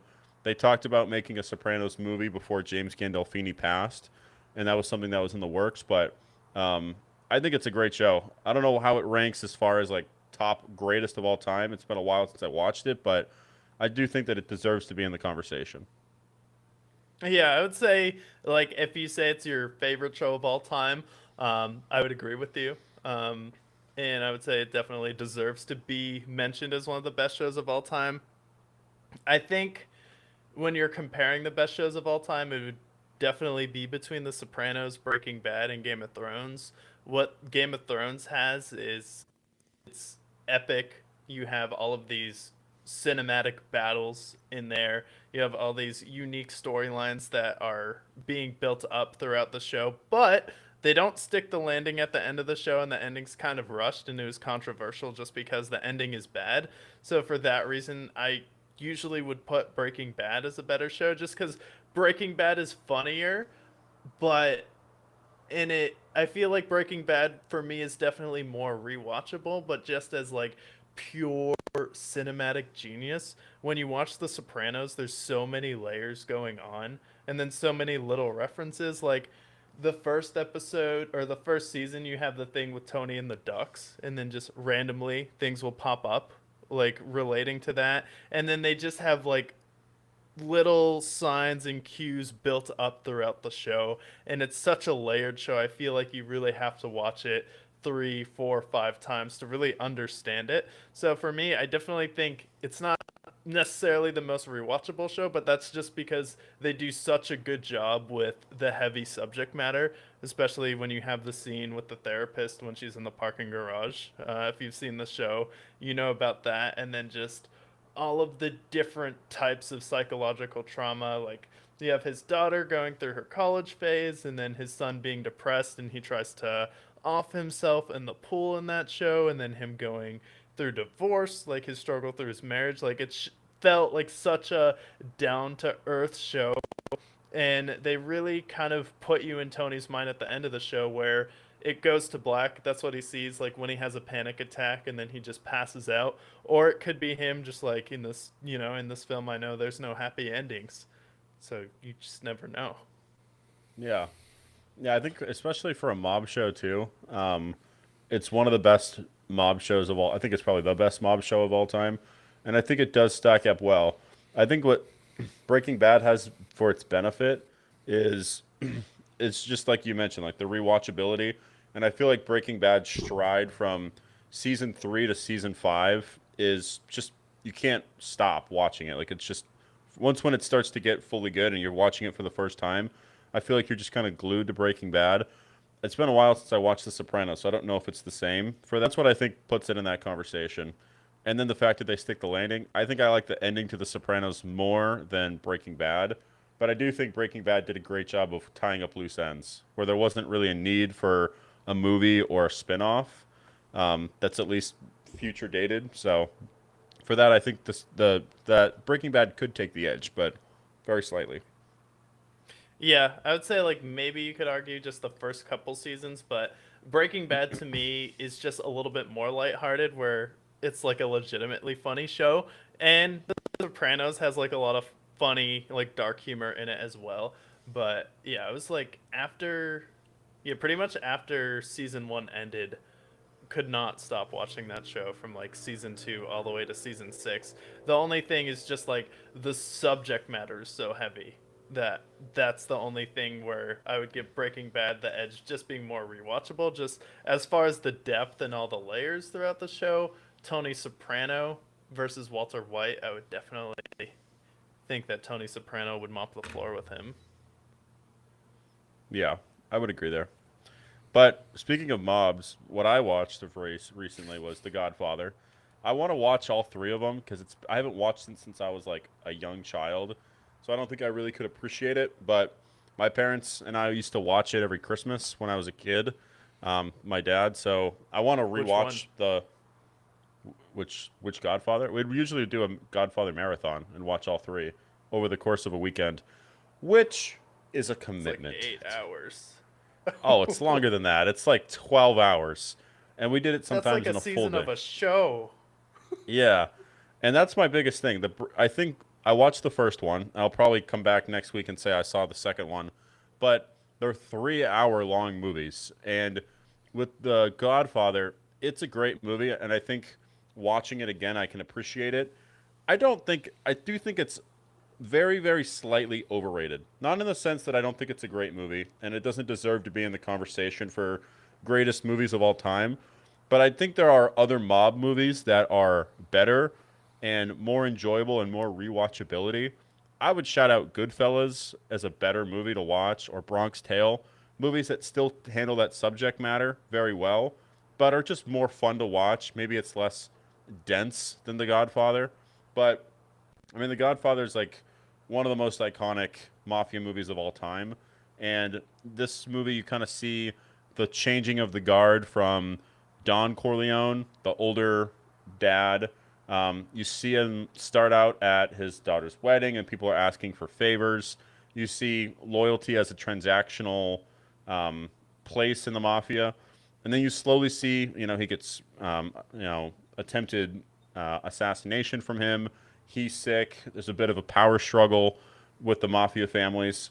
And by the end of it, you see Michael, who's this quiet veteran who's not really tied into the family business, slowly start to take over and become the changing of the guard. That's why I want to watch the remaining three movies to see how they tie up the loose ends. But really good. But I do think this movie could be 2.5 hours. They could probably cut half an hour out of it and be fine. It's just very long. I watched it in 2 sessions, and I do think that in the next one, which is almost 4 hours, we could probably cut some fat off of it because it's just a long process to watch it all. Yeah, it's like one of those things before they had like a show like that where The Sopranos kicked off kind of the golden age of television, which like anything I read about it, like that's kind of what it's known for is like bringing like TV into a golden age where The Godfather, it's like they just used to make 3.5 hour movies and I haven't seen either of the Godfather movies, so it's definitely something I should probably go back and check out. But I heard like I always hear like Godfather 2 is a lot of just like boomers' favorite movie of all time. But like in the first one, is there like ever a moment where like they could just cut some scenes or the pacing is just lagging or does it actually need to be that long to tell the full story and do it justice? I think it adds a lot of layers to it. I think the first hour and a half is great because you see him at the wedding, and the wedding is like a 45-minute scene totally because you have different people from What? different mafia families going in there to ask him of a favor, typically to probably take out one of their enemies, and he does it for a price more often than not. But you see kind of the old Corleone business. You see Don Corleone. Um, this is by Marlon Brando, who does excellent in that. One of the most iconic roles for him. Um, but then the second half, where Michael carries out a hit that Don directed him to do, and then he goes away to Italy for several months. And that part of the movie, I think they could probably cut out a little bit of it. He falls in love, gets married to this girl, and then as he's on his way back to America, as she goes to start the car to bring him to the airport, the car blows up and she dies. So it's just a part of the plot that doesn't really. I understand why it's there, but I don't think it's necessary for it to be as drawn out. That's like an hour of the movie that they don't necessarily need. And then that last part where he's taking over the reins, that part's important. I think every part of the movie is important, but I think there's moments that they could cut. But at that time, I don't think they did that. Yeah, that's interesting. It's definitely one of those movies I need to go back. Is it did Scorsese do both of those? No, this is Was it Francis Ford Coppola. Francis Ford He, Coppola? Okay. he did Apocalypse Now as well. So he's like an all-time great director. I think it's good. I want to see the second one because everyone says that's the better of the two. There's three total. The third one everyone hates, but I'll see all three of them. But I think especially if you've watched a mafia-esque show, you would appreciate The Godfather. But I think if you like mafia movies, I think Goodfellas is better. It's funnier. Joe Pesci's in it. You have Ray Liotta. It's a lot lighter, while still handling the mafia business really well. Yeah, I remember when I watched Goodfellas, like, I don't know. I don't know if I was too young, but I just didn't get it.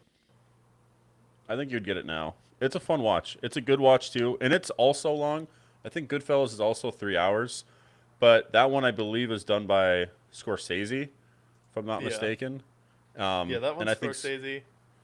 He did Casino too with Robert De Niro, I think. yeah, Scorsese I think does a better job than Francis Ford Coppola because the Coppola he really has Apocalypse Now and The Godfathers, but otherwise his catalog isn't quite as consistent as Scorsese. Yeah, because Scorsese, like, he's been doing it for a while and he's just made, like, banger after banger. Like, he made Wolf of Wall Street pretty late into his career. Um, and then after Wolf of Wall Street, he made this one movie called, I forget, it's with Andrew Garfield and Adam Driver, and they're like missionaries. I think it's called, like, something like Agony or something like that. It's like some different word for suffering. Yeah. Like he did that movie, and then he did The Irishman, which was also 4 hours. I don't know if that movie also needed to be 4 hours. Did you watch that one? No, that's on my list. Well, Scorsese, my favorite's probably Departed, if I were to say from him. If I'm being honest, I mean, there's a lot of. Actually, no, he did Wolf of Wall Street. That's probably the better one. But of like I guess, of that type of movie they have, I think The Departed's also an enjoyable watch. But I mean, it's great. I think if you're into the mafia scene right now, I think Godfather's the one that you should watch at some point. But just commit some time to it because it's a long fucking movie. yeah, it'd probably be one of those movies. Yeah, I would definitely need to plan it out because, like, at night, whenever I watch a movie, I've just been like falling asleep right away. So it's like we'll have like a show to watch, but that's usually like during dinner or I'm doing something, but or like during like Sunday night football. But like a movie's usually like, and I haven't been finishing a movie consistently as of late. Yeah, it's a commitment. I think it's better to watch The Godfather in two parts, and I think you'll typically see like when the perfect moment is to stop it because it's just so long. It's such a long movie, um, and I'm not. I mean, this next movie is 3.5 hours long, so I'm in for it. It's gonna be a fucking commitment to say the least. Yeah, interested to see what you think about the second one though, especially like you have you're flying back to New Hampshire soon too, so maybe you can watch it on the plane. I don't know if you can like buy it or rent it. Well, I got Paramount Plus. I got a 1 month subscription, and it's on Paramount Plus, so I'll probably download it. But we'll see. It's gonna be. It's a hard. It's a. I wouldn't say it's a hard watch, but it's a long watch. There's moments where I'm like, okay, certain movies when it gets to a certain length, unlike with Wolf of Wall Street, where the 3 hours go by really quick. Some movies that 3 hours you really feel every minute in it. Yeah, no, it's crazy too. That you like had that you watched it every Christmas. Like for me, that'd be like a maybe once every 5 years. Like we go back and watch this, but like I don't mind a long movie either. If it's good, so I'll definitely try and check out the Godfather movies. I saw like two, like Avatar, Fire and Ash is like over 3 hours. It's like 3 hours, 15 minutes, 3 hours, 20 minutes. I'm just like, for a movie like that, I'm just like so over it. Like, okay, 2 hours is fine. Especially like these movies don't have plot. You're just like, look at all these cool visuals for over 3 hours. Like, especially after the Way of the Water, I think that one was like pretty close to 2 hours as well, or 3 hours as well. I don't know. Did you end up watching that one in theater? No, I watched the first one, but I just didn't have any interest. The thing with James Cameron movies, especially Avatar movies, is they're visually stunning, but usually the plot is lacking. And I just didn't trust that Way of Water was going to be very good. And I heard it was decent, but they're making five of them. Like they're making five, and all the movies are going to be out for fucking 3 years in the theaters anyways. So it's like I just don't have any rush to see those. Yeah, and the last one, like I watched it in theater. I'm like, oh, that was kind of cool, just because like I like the ocean, so I'm like the stuff with the whales was cool. The first one, it's like pretty good, and it was like ahead of its time, visually stunning. But like I don't know, like the Avatar movies, I just don't. outside the visuals, you just have to do like a little bit more for me at this point because like there's no plot and the characters are pretty poorly written. The dialogue really isn't that compelling. Sam Worthington isn't a good actor either. Like this isn't an A-list actor, and it's like, and for like visually stunning movies, unless like Kate Winslet is in it, like I don't care. Yeah. I also think that visually stunning in 2025 is not rare. Like you can just watch a Marvel movie or a Star Wars. There's plenty of big budget movies that have a visually stunning sight. So I just don't think that's as rare compared to 2009 when the first one came out. I just think that was a lot more rare then. Yeah, and it was like rare for like IMAX, and now you have some pretty like stunning movies. Like Valerian came out, that was a pretty good movie. Um, Overall, kind of like prequel Star Wars feel, but like yeah, I don't know, like just another Avatar movie like being that long, like that's a movie like no, this should be like 2 hours and 10 minutes at most.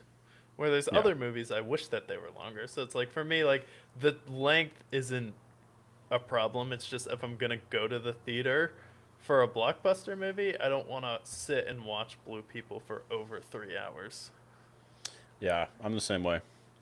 But check out The Godfather, see what you think. But I'll watch The Godfather Part 2 at some point soon to get it all over with. But we covered week 15, we covered week 16, the playoff picture, all things NFL. You have been previewed and recapped.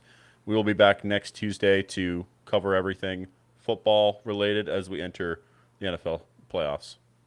Yeah, and until then, most importantly,